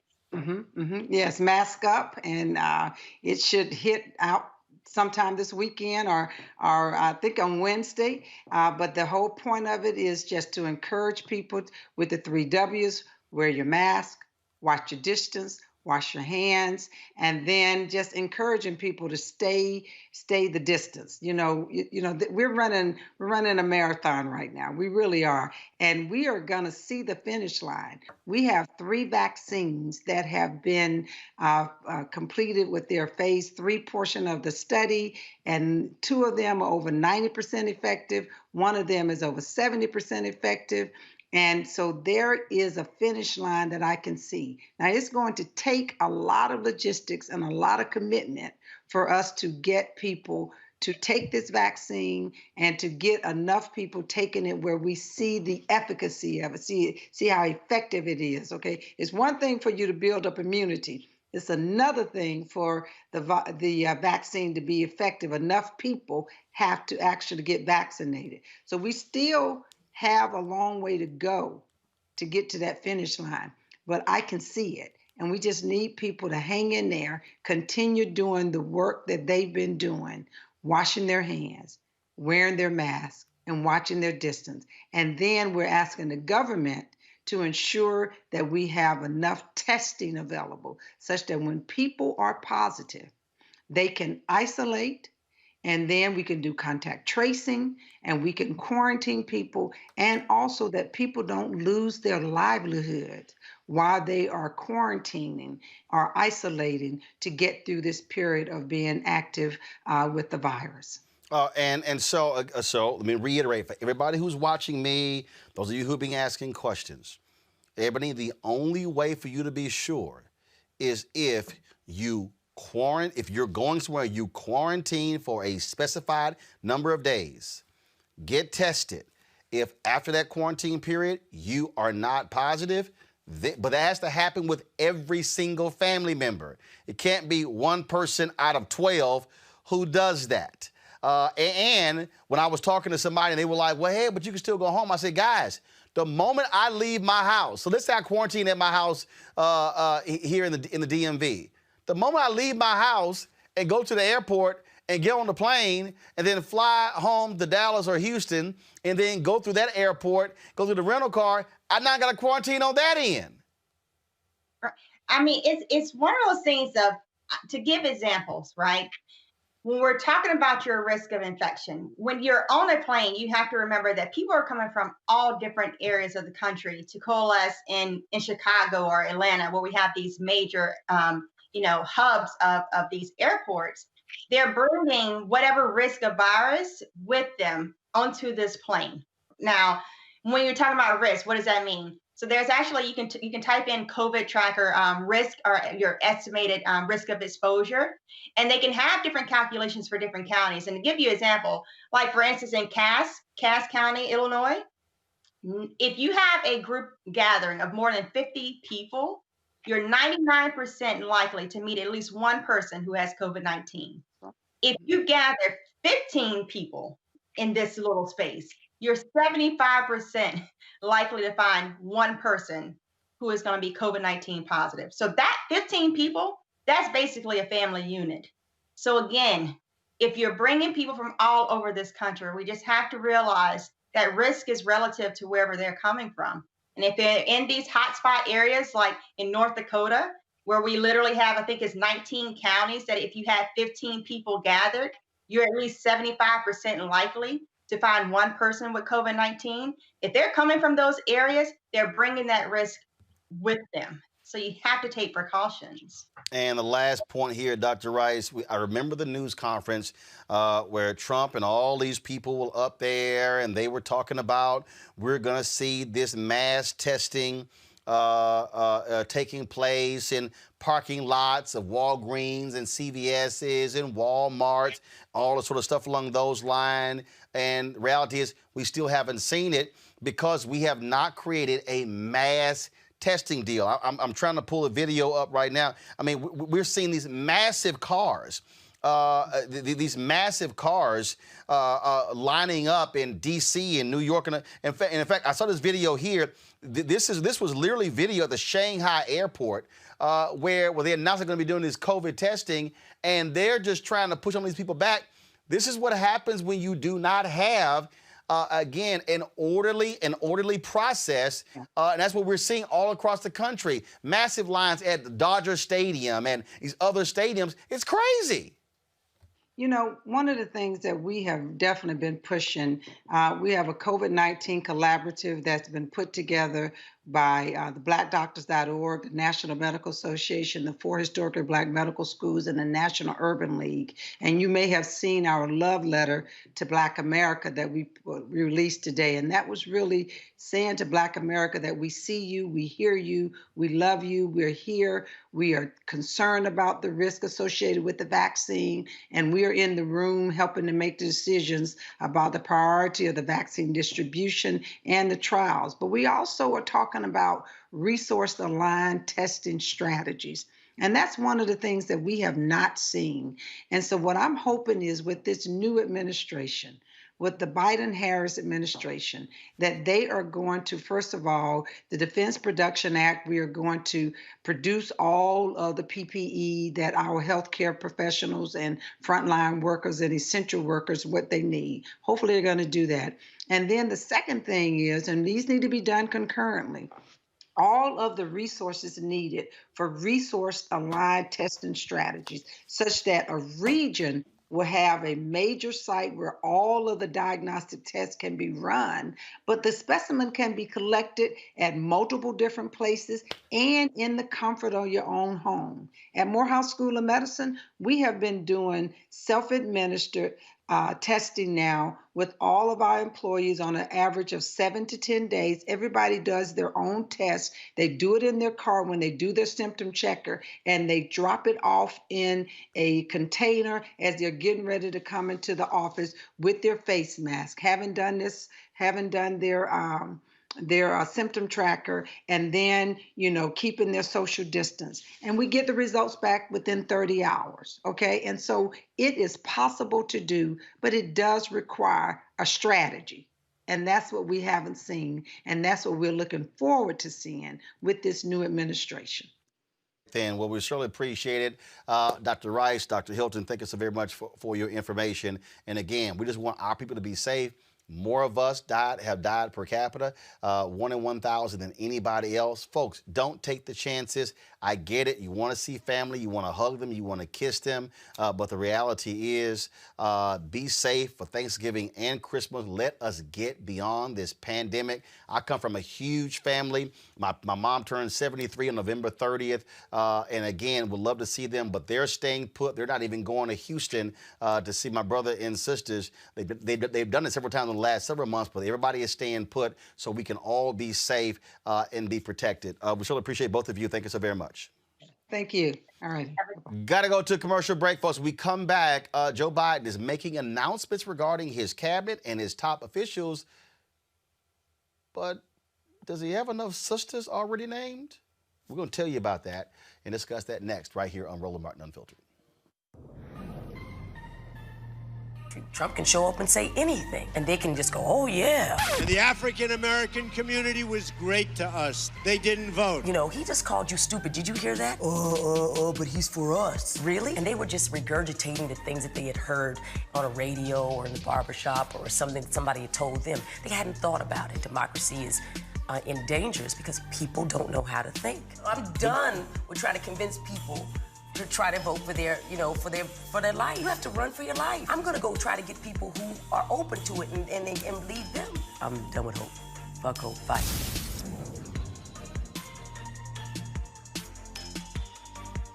Raphael Warnock grew up in a house full of brothers and sisters.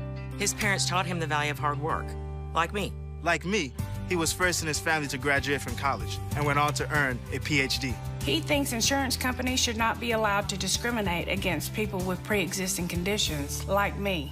Like me, Reverend Warnock knows that both parties in Washington could use some moral leadership. I'm Raphael Warnock, and I approve this message because it's time we had a senator who put Georgians first, like me.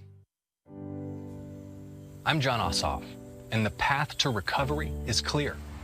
First, we listen to medical experts to control this virus. Then we shore up our economy with stronger support for small businesses and tax relief for working families. And it's time for a historic infrastructure plan to get people back to work and invest in our future. We need leaders who bring us together to get this done. And that's why I approve this message. Corrupt Senator Kelly Loeffler, by far the richest person in Congress, doesn't want you to know about the luxury private jet she bought with your tax money. Last year, Loeffler bought a Bombardier Challenger 300 jet, which she and her husband owned through a shell company named after Loeffler's $10 million Atlanta mansion. Her financial disclosures show the jet is worth up to $25 million. Corrupt Kelly Loeffler was able to put the cost of her private jet onto the taxpayers through a loophole in Trump's tax bill. Loeffler's shell company deducted 100% of the cost of the purchase, meaning Georgia's working-class taxpayers paid for a senator worth $500 million to fly around in luxury. All of this despite her constituents barely hanging on during the pandemic.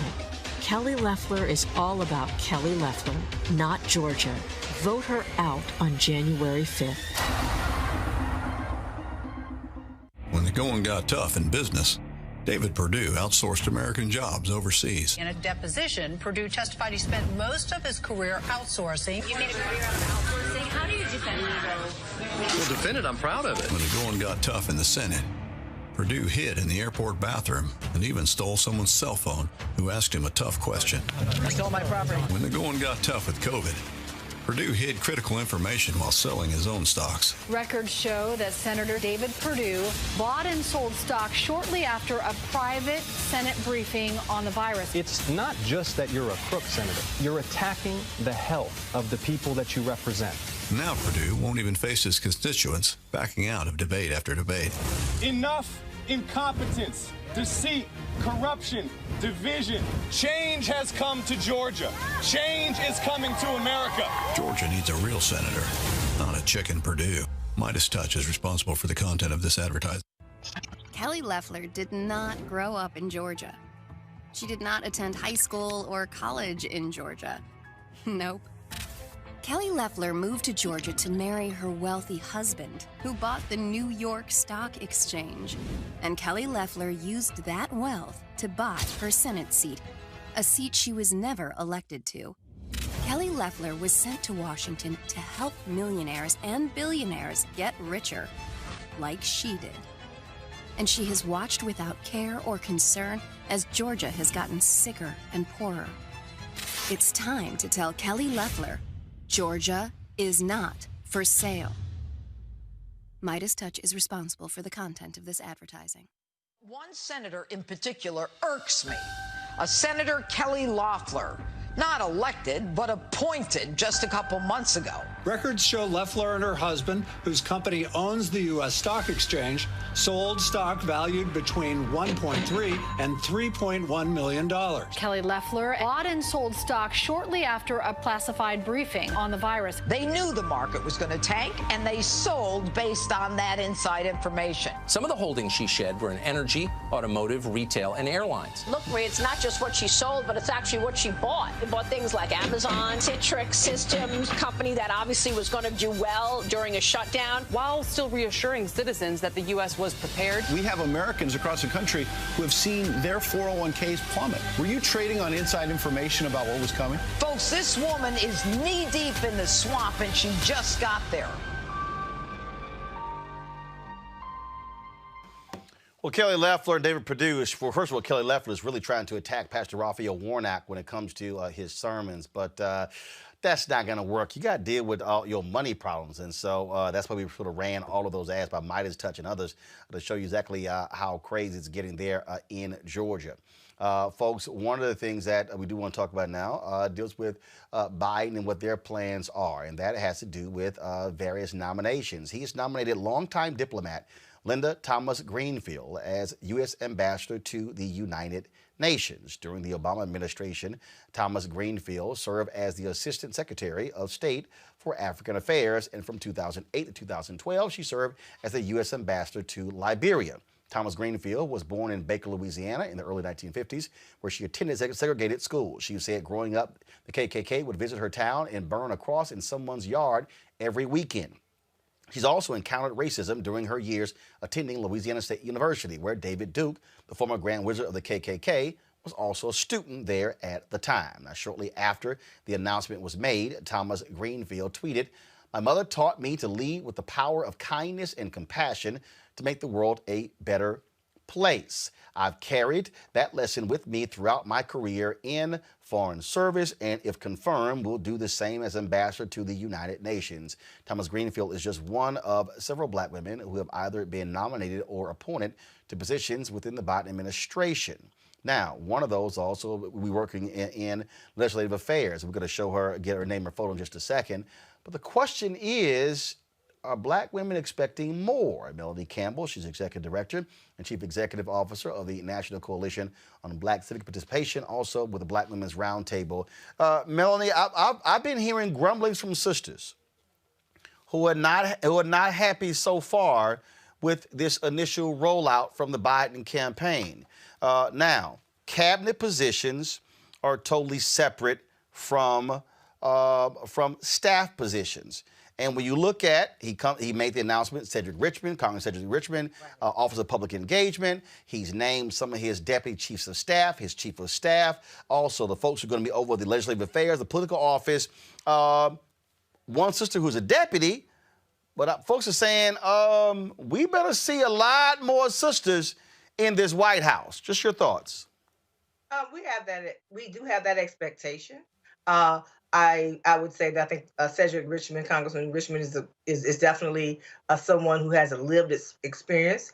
That he brings not just his legislative experience, but he brings lived experience as an African American. I think that's a great choice, as well as Linda Thomas Greenfield, both Louisiana, by the way. So some Southerners.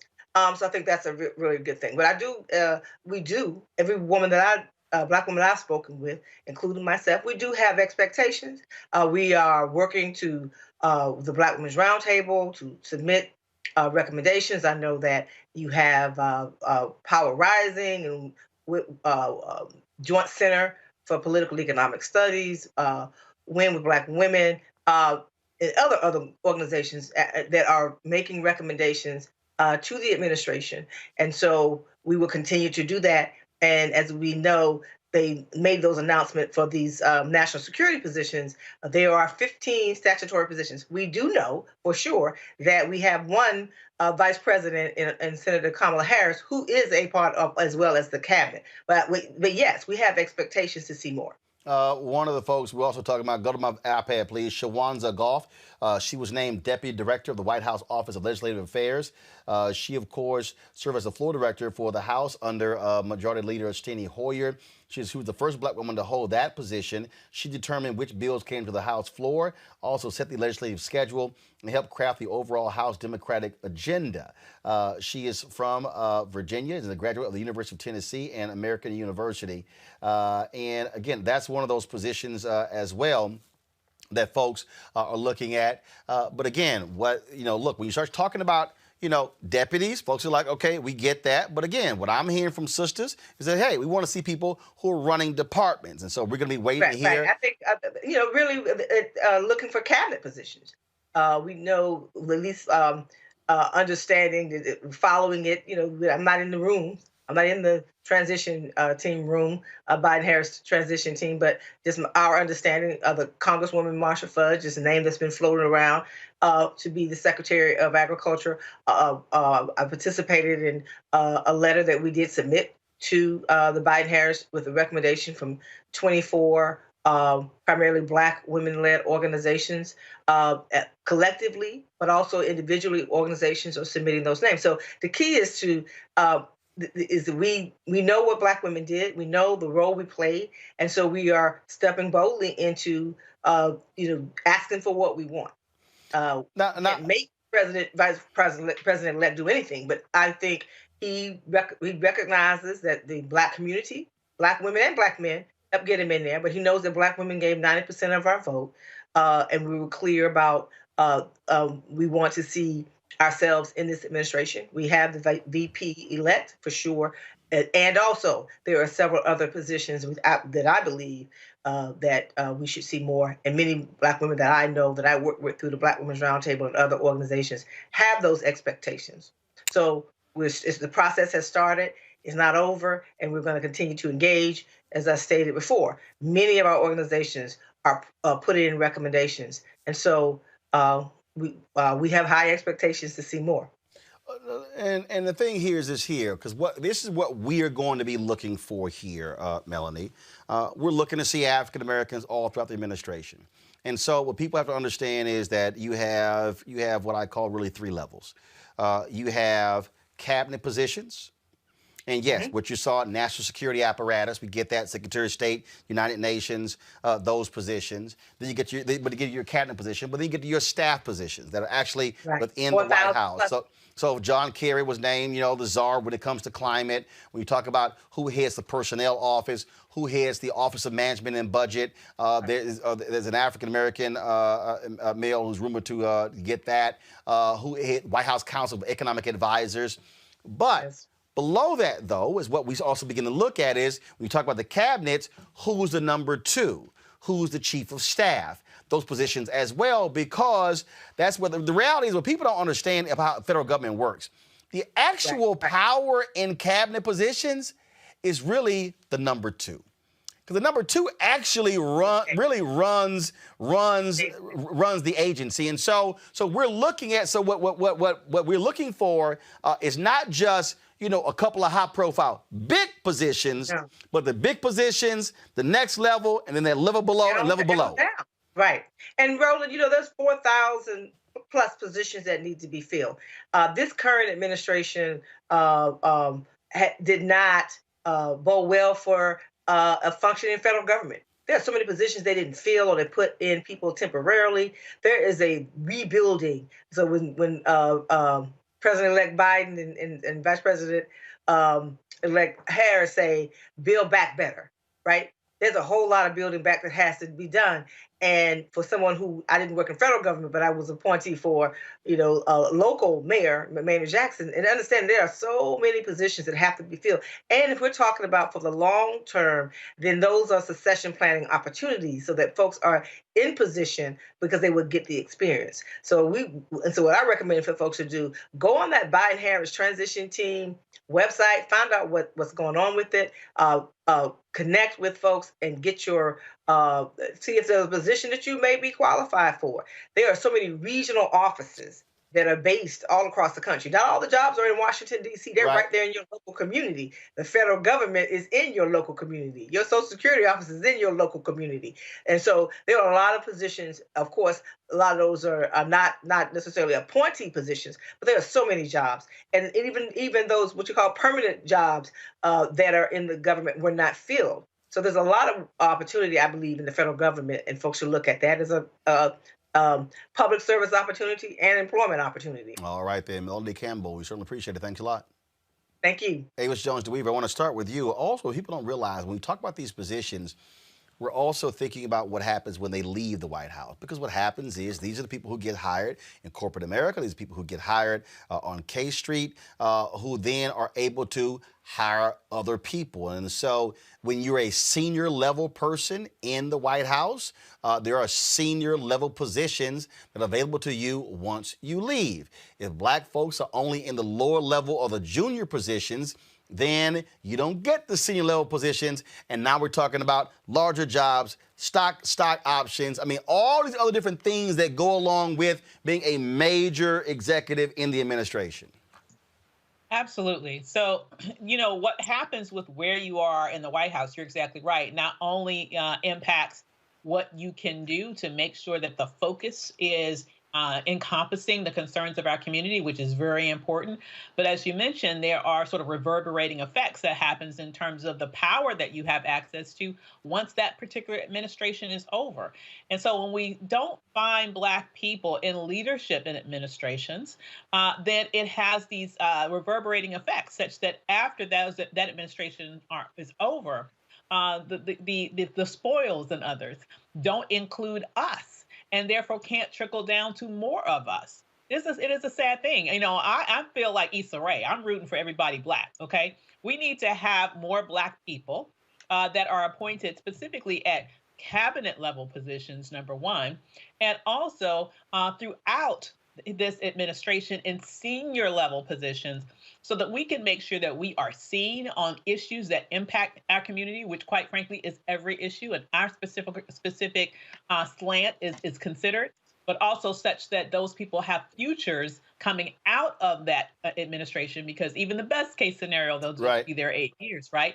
That could have major impacts on the rest of the community. Mustafa, I love these idiots who love commenting, such as Stefan Boykin on YouTube. So let me get this straight. Does being a Black woman or Black in general the only qualifier for the best nominee for these positions? Just food for thought. But you don't say that about the white folks who have been appointed.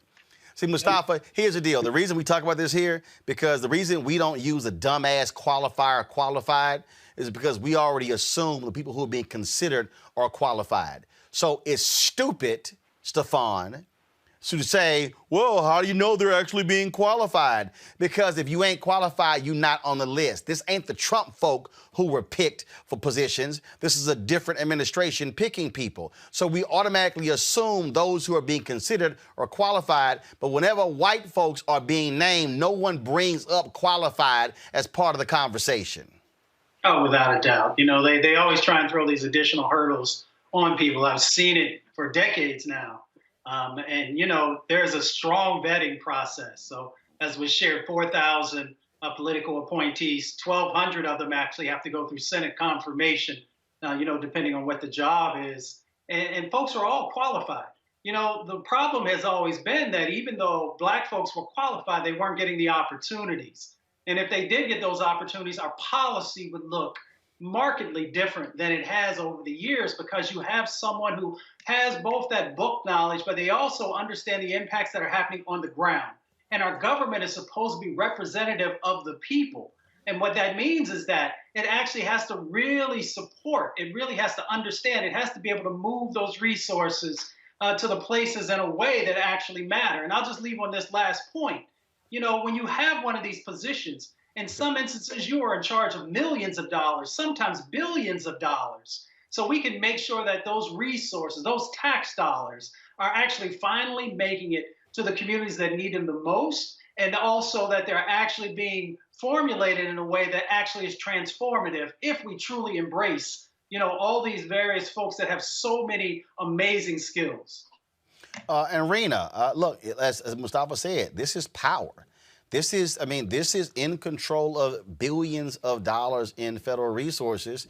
And so who sits in those positions also helps determine regulations. It helps determine lots of different things. And so it matters who sits in these positions. Yeah, and our country is what it is today because of the people that have sat in the positions before now. Anything we are experiencing now from the federal government, whatever we feel isn't addressed properly, look at the people making the decisions. And this is why back in 2017, I set out and I created an organization to help support more women run for political office as well as be considered for political appointments. And that was really in line with what I've been seeing to be a problem ever since I left Capitol Hill back in 2011, is that there are just not enough people in the ranks of U.S. government, whether you're looking even in the state houses, state to state. You see such a dearth of truly a reflective democracy. We don't have that, and we need it in the positions of power. And so people often think it's the member of Congress that makes the decisions, but like you said earlier, it's the number twos often in the offices. And so when I learned recently of an organization called Inclusive America, it's a nonprofit organization. I had a call with their founder. He told me, he said, I was there in the executive branch, and he was there during Obama's time. He said, I looked around and I looked at the people making the decisions, and these are older white men largely. And this is a white man telling me this. And so he helped start this organization really on that pledge for diversity bent. And that is a really important thing. When people who are not people of color, not part of the BIPOC community, really can see that and start to be allies, that's what we need. Because right now, one really alarming stat I learned from them is that only 17.4% of senior ranked executive positions in our government are staffed by minorities. There you go. Now, that tells you everything you need to know. And it's perfect. It's a layup for your argument earlier. The government should reflect the American people at senior levels, not just junior or mid-level ones. We need them in senior roles. And so part of the work, I think, of these great nonprofit organizations across the country that are sort of waking and taking the call on really what needs to change for our government to really look more like the country and perhaps avoid what we saw these past few years. I was really encouraged when I saw Biden's list of first unveiling of people he was nominating to be part of his administration. And I didn't see a single last name Biden. Got it. I mean, that's such a change already, but that should not be the bar. That is too low of a bar. We need to swing the pendulum back. And I fully believe this administration will really answer that call, because look at what they did with their COVID task force already. The co-chair there is a brilliant doctor, Nunez Matthews, I believe is her name, and just incredible appointments already. So we should feel encouraged. And yes, we always want the most qualified person, but look, if they're on the short list, let's advocate for them. Folks, in one of his final acts as president, Donald Trump is threatening to veto legislation to fund the military unless a widely supported bipartisan provision to rename military bases honoring Confederate military leaders is removed. Trump has said he will not back down and will veto the annual National Defense Authorization Act if the amendment to rename the base isn't removed. This legislation has been agreed on by both Democrats and Republicans in both the House and the Senate. Although some Republicans are now shifting their positions to align with Trump, Democrats are refusing to budge on the agreed-to provision. If the legislation isn't passed by January 3rd, Congress will have to start from scratch. To me, Ava, this is a no-brainer. You tell Trump, kiss my ass, go to hell. If you want to veto it, fine, override his veto. And if any of your punk-ass Republicans act like they want to go along with him, expose them too. Absolutely. I think it looks like he's doing everything possible to piss off the military. I mean, okay, this is somebody who has piss off black people. And piss off black people. But look, he's looking to withhold funding from the military. This is the same group with whom he allowed to have bounties placed on their heads by the Russians, and he's done nothing about it. He doesn't even want to talk about it. And now he's talking about withdrawing fundings if they don't continue to deitize actual traitors against this nation in terms of Confederate monuments and naming Confederate bases, naming bases after Confederate leaders. It is disgusting what he's doing. Obviously, he's once again appealing to his racist tilt and his racist sort of minions, but also that's just who he is. And I just wonder, with all of these Black people, once again, who have supported him, all of these rappers who are supporting him, it's interesting to me that he keeps doing all this stuff now, showing his true colors, trying to disenfranchise Black voters, now trying to maintain sort of deity status for all of these Confederate soldiers throughout our system in terms of military bases, and not one of these people have said a peep about it. Right. Where are they?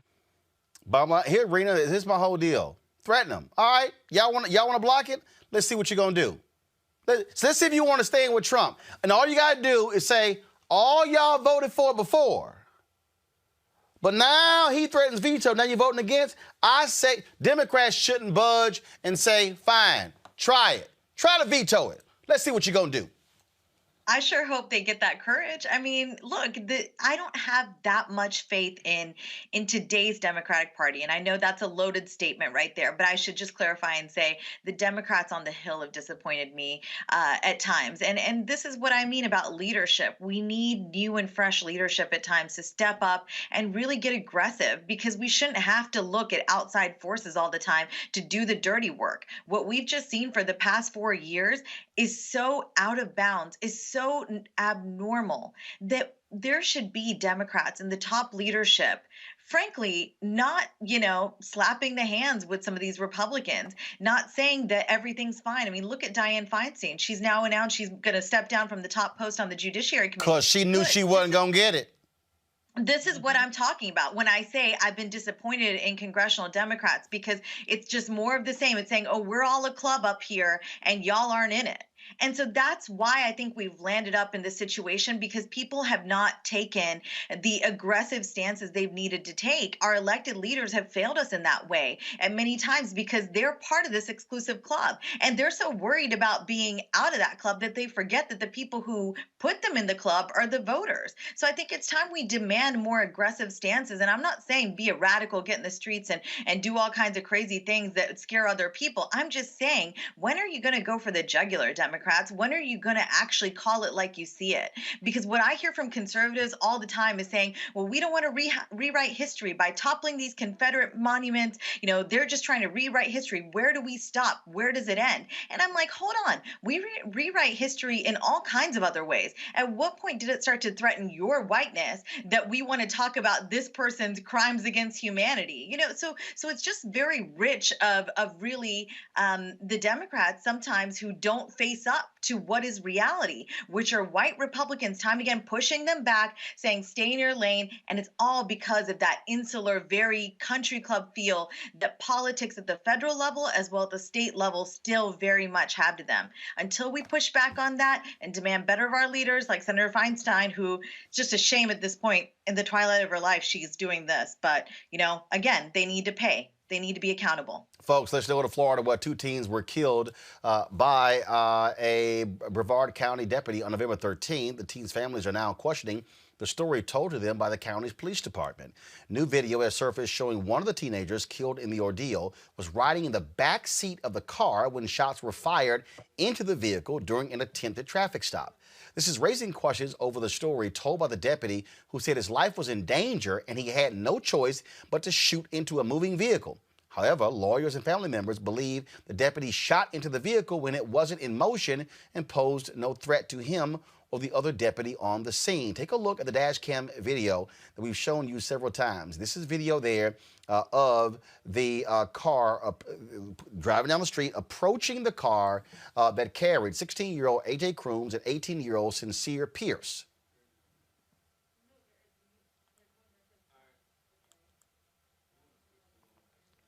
Okay, so here's the deal. This is the video here has no sound. We're now going to switch to the video that actually has the sound so you can hear exactly what is being stated. That video was from the dash cam. This is actually video with the sound. Play it, please. Stop the vehicle. Stop the vehicle. Stop the vehicle. Stop. 1033. Stop the vehicle, goddammit. Stop. Stop.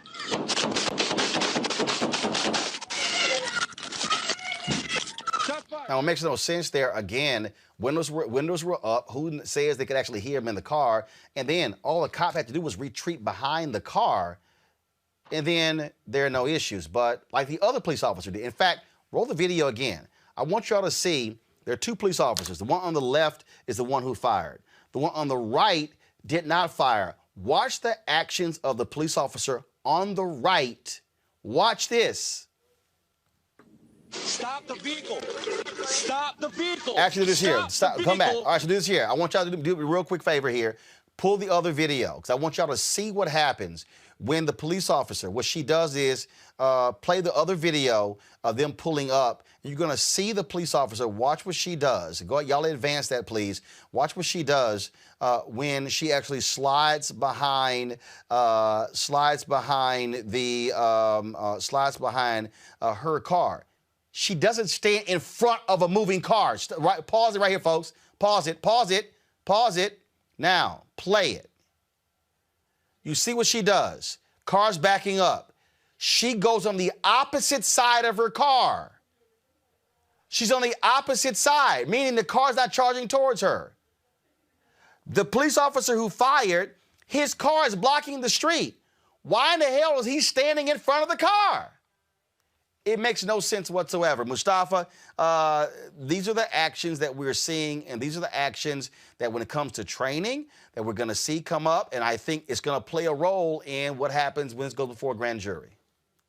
Yeah, I mean, it's another one of these unfortunate situations that we continue to see, and we always know that, unfortunately, once again, it is African Americans who are on the losing end of their engagements with police officers. Proper training would have taught them, to make sure you have a barrier in between yourself. And there's no reason to shoot into the car. It's not like someone had a window down, they were pointing a weapon at you or anything like that. This is a choice that this officer made. And then, you got to deal with the choices, that you choose. Unfortunately, those young men, they won't be able to continue to move forward and live their lives. But hopefully, folks will handle this in the courts properly and then begin to also make sure that other officers don't make these same tragic mistakes.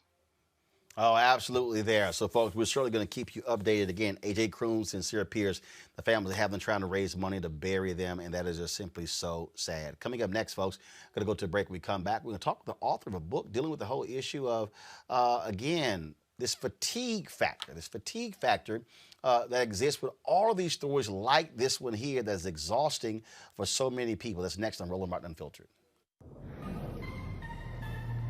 There are so many things that have happened that if we don't see them for what they are, this is just going to continue to, get out of control. If I don't actually say, hey, I'm going to commit to registering 10 people to vote. Right. And that's the thing, I think, is we get so hung up on the big picture. Mm-hmm. The big picture matters, but it only matters when we all do small things. Right. That's how it happens. It's not, hey, let's just post on Twitter and post on Instagram, because yes, social media is huge, we know it, but we have to actually get out there and walk the walk.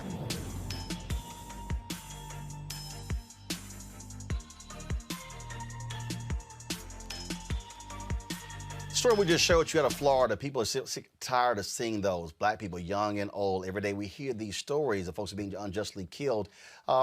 Mary Frances Winters has a new book called Black Fatigue. Go ahead and pull it up, please. Black Fatigue, How Racism Erodes the Mind, Body. Drop the lower third, please. Thank you very much. How Racism Erodes the Mind, Body, and Spirit. Mary Frances Winters, thank you so very much for joining us. So many people, when we show those stories, when we show these videos, folks turn away because they say it is, frankly, some call it porn. Some people call it trauma, and just how difficult it is because we see it over and over and over again. Speak to the impact it's having on us as a people. Yes, thank you so much for having me. I really appreciate it. I wrote this book because I'm a baby boomer. I've been out here a long time, 36 years doing this work. I work in the corporate spaces. That's where I do my work, the Winters Group. And the millennials were telling me, and the Gen Zs were saying, we're tired, we're exhausted.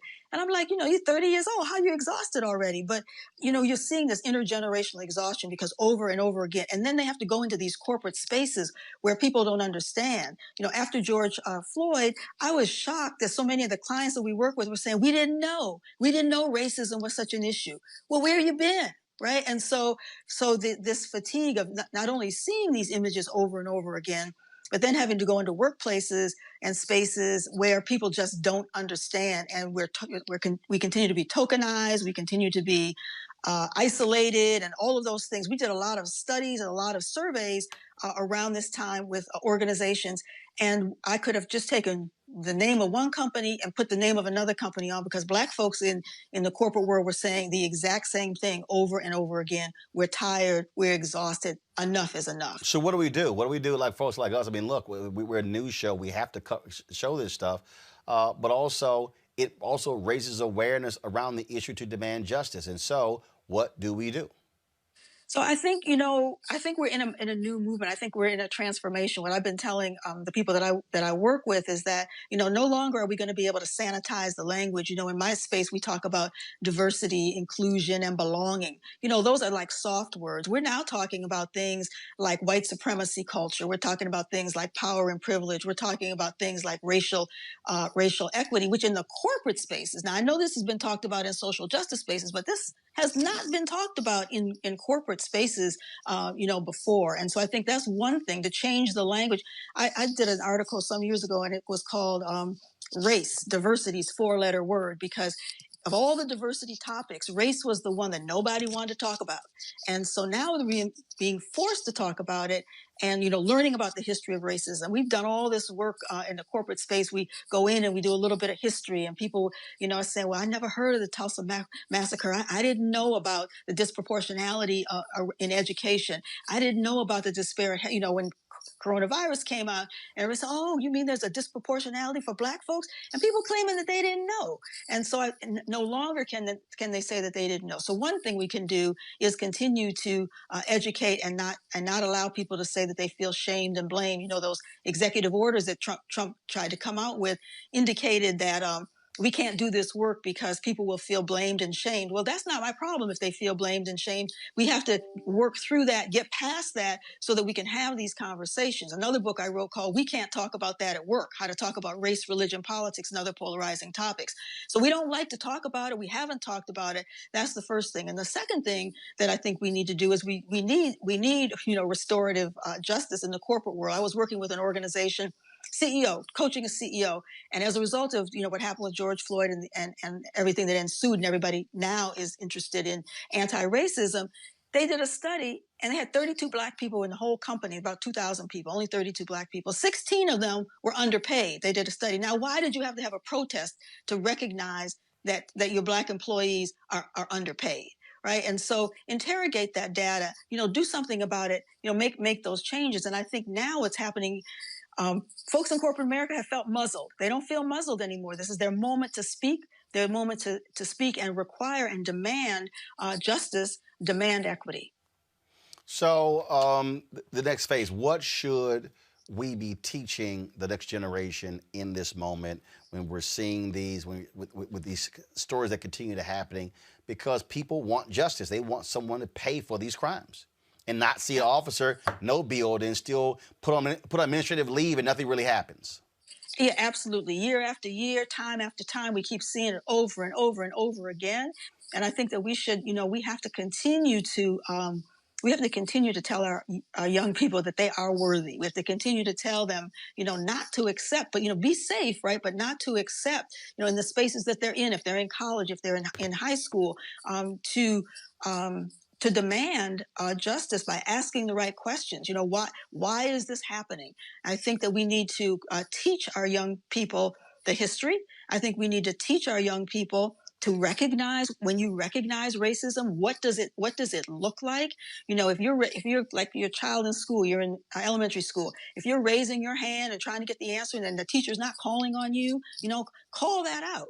My daughter-in-law does work in schools where she does research, and the kids know. They tell her, they say in her research, they say, we know, we see the bias that the teachers have. We see that they don't call on us. You know, we see that they think we're stupid, right? We have to teach our children, you know, as hard as it is, we have to teach our children that they're not stupid. We have to teach our children to speak up and to make sure that they are getting justice one by one and collectively. You know, this has to be a collective effort. And I don't think as Black people, we do the collective effort enough. We're starting to, and we have, and don't get me wrong, I don't want your listeners to say, well, you know, we have all of these efforts that we've done over the centuries. I know that we have, but I think that we have to stay firm with it and continue because we are fatigued. We're tired. We are absolutely tired. All right, then, Mary Frances Winters. The book, folks, please pull it up. It is called Black Fatigue, How Racism Erodes the Mind, Body, and Spirit by Mary Frances Winters.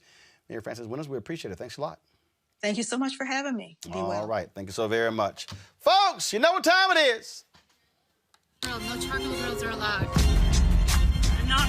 I'm white. I got you, huh? Yeah, illegally selling water without a permit on my property. Whoa! Hey! We don't live here. I'm uncomfortable.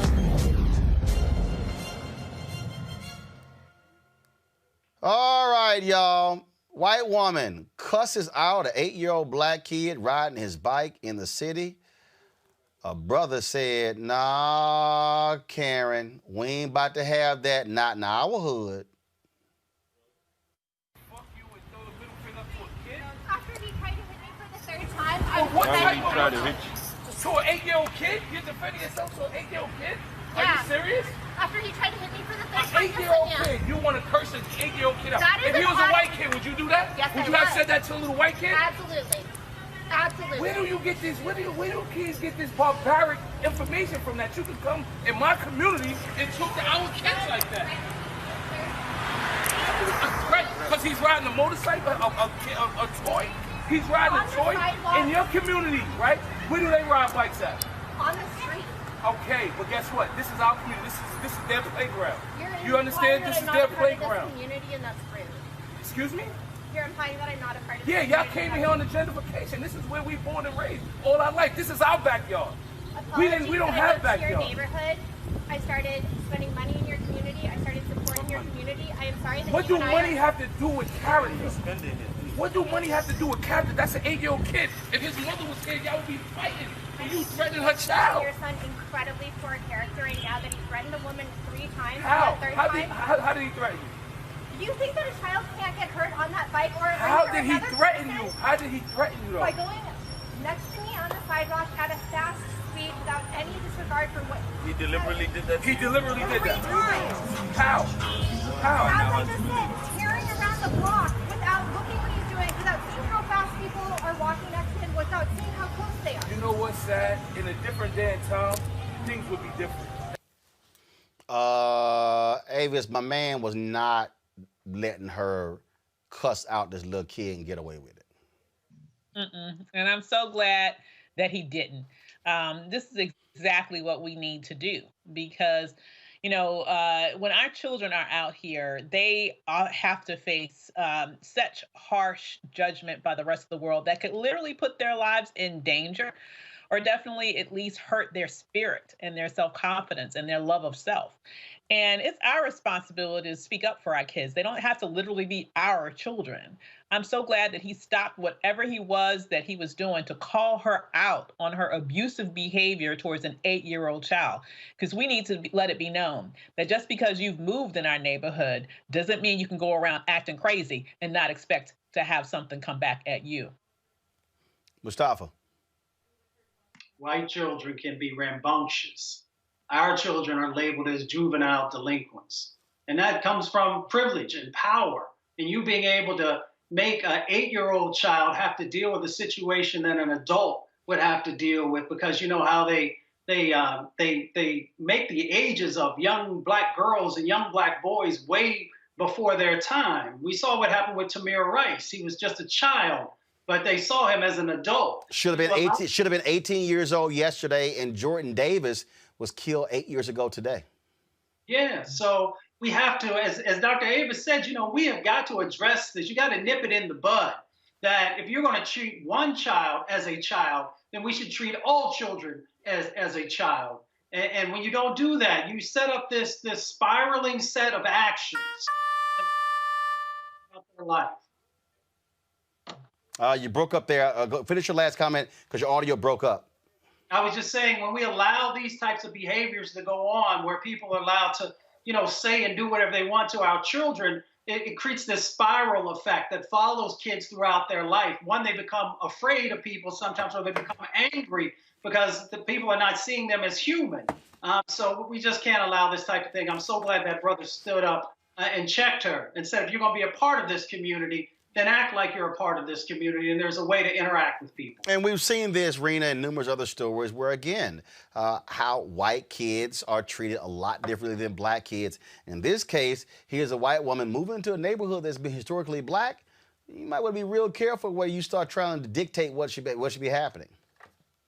Yeah, I wish we had more self-awareness in society. I mean, I think that's one key ingredient that's missing from a lot of, I'll just say it, millennials, people like myself in 25 to 39, and a lot of younger parents I've seen these days, people around my age who know what it's like to feel, unsafe in one's neighborhood and to go into another neighborhood and feel othered. Well, why are these people moving into neighborhoods that they know have been historically one way? Why wouldn't they have the self-awareness to really behave in a manner that really meets the occasion? And I, at least as a mother, try to teach my children, because the color of their skin is brown and their father is far darker than them. I never know what people are going to think we are. So I always say, look, it's up to us to check ourselves, check if you're in the wrong, check if you've done something wrong. And I hate that I have to raise my children like that. I mean, I think it's an incredible time to have these conversations with young Black and brown kids about how to really present oneself in society. I think it all stems from communication. It's how we take our message into other communities that are not used to our voices. And I'm thinking about this because just today I had a conversation with a white woman that was anti-Trump but grew up pretty right-leaning in Republican politics. And she said to me that she really had a moment when she heard Kamala Harris's acceptance speech. She said, I didn't really like it. And then she said, I checked myself at the end of it. She said, I said to myself, why didn't I like it? And she said, then I realized that this was a woman showing up authentically. And that's when something in her brain changed and she actually started to like Kamala Harris. She started to say, wow, how refreshing that a woman shows up in politics without looking like she's playing or she's participating in the same dog and pony show. She said, here's a woman showing up genuinely joyful, herself, authentic. And I thought that reminded me of something. And it reminded me that not everybody knows our experiences. Not everybody has met a Black woman showing up authentically as herself and seen Black joy and seen it in Black women. Not everybody has seen that. And our country's going to see it now with Kamala Harris in the White House. So it's going to be incredibly different. I think it'll be something very positive for the country because we are a melting pot in this country. And people should check themselves often and say, well, look, what about that person and their experiences? We often don't put ourselves in someone else's shoes. So that little vignette today, it actually made me pretty happy that this woman looked at herself and checked herself to say, well, why didn't I recognize her for who she really is? And maybe in these moments, as we send our children into society, as they play with children of other backgrounds and whatnot, or maybe they don't, maybe you're in a homogenous community, but you travel. One day we'll travel again after COVID. But maybe that's something we will start to take as individual responsibility and part of something that we really value in ourselves as Americans. Well, I will say this here. The white woman you're talking about, what they're used to is they're actually used to Black people having to show up essentially in whiteface to make white people feel comfortable. And so what they can't handle and they're going to have to handle is Black folks showing up the way Black folks want to show up, which is very difficult for them. And so, again, so I get a kick, I'm really getting a kick out of I'm looking at all the people. This big brouhaha Steve Kornacki on MSNBC with his khaki pants. We're like, oh my God, like it's a whole thing. But I remember being on CNN and folks questioning, well, he's wearing bold pinstripe suits. Well, hell, look at so-and-so wearing some raggedy ass outfit. And again, it's whiteness. The reality is what we've had in America is white folks determining what the values are, what the whole view are. And in fact, that was a video. I wasn't going to show this. You know what? I'm going to hold that. I'm going to hold it for another day. Because it talked about, again, what the comedian Meaty, it was a great video where it was released today where he talked about how you can be basically a white guy who's a slob and you get all sorts of great roles. But if you black, oh, you got to be physically fit. You got to be like buff. You got to be perfect in order to be accepted by Hollywood because that's it. It's white standards. White standards that have actually determined America up to this point, and that's also what has to change. Folks, if you want to support what we do at Roland Martin Unfiltered, please join our Bring the Funk fan club. Every dollar you give goes to support what we do with this show. We have been doing some great things here. We really got a lot of things that we're putting together. We're gonna, like I said, you heard me talk about, we're going to be in Georgia there. Put this whole thing together. I'm always sharing with y'all the stuff that we do. This is a video, some new equipment we got in, a bunch of our 4K cameras. The dollars that you have contributed makes this possible for us to buy this new gear. All of this here, folks, that's around $60,000 right there on that table. And so your contributions have made that possible. And so we certainly appreciate that. Please support us via Cash App, $RM Unfiltered. You also have PayPal.me/RM Unfiltered. Venmo.com is /RM Unfiltered. You have Zelle, which is Roland@RolandSMartin.com. You can send a money order to New Vision Media. That is 1625 K Street Northwest, Suite 400, Washington, D.C., 2006. You can give right there on YouTube as well. We have folks who supported us. Shout out to people who give it $50 or more. Carolyn Vaughn, Howard Lewis, Terrellyn A. Phillips, Miles, Vida Hughes, Gregory Smith, L.C. Simmons, James Gladney, Melinda McAfee, Walter Matthews, William Hall, Cheryl Dugan, Bill Holman Jr., Tanja Blostein, Kenneth Darby Jr. Thanks for y'all support with the show, folks. We're almost there. We want to get 20,000 donors by the end of the year. We now are over 15,000, and so please support us what you can. We're asking $50 each. That's about for the course of a year. That's $4.19 a month, 13 cents a day. If you could give less, that's fine. If you want to give more, that's fine as well. So we appreciate all that you give to make it possible for us to do what we do here at Roland Martin Unfiltered. We're going to leave the show with this. Billy Baldwin, the actor, sent me this. Some of y'all, when Mustafa was talking, y'all say, what's that horn I heard? Because he sent me this video. And I said, oh, my God, I got to play this here. Of course, we started the show talking about Trump losing in Michigan, Pennsylvania again. They're losing in court. The GSA has sent the letter saying President-elect Joe Biden. Well, she never didn't say actually in the letter, but that's what it is. So Billy Baldwin sent this email here. Y'all pull the music out. This is a perfect way to end today's show. Mustafa, Rena, and Avis, thank you so very much. Y'all, he sent me this, and I said, oh, my God, I got to play this. I'm going to see y'all tomorrow on Roland Martin Unfiltered. Holla.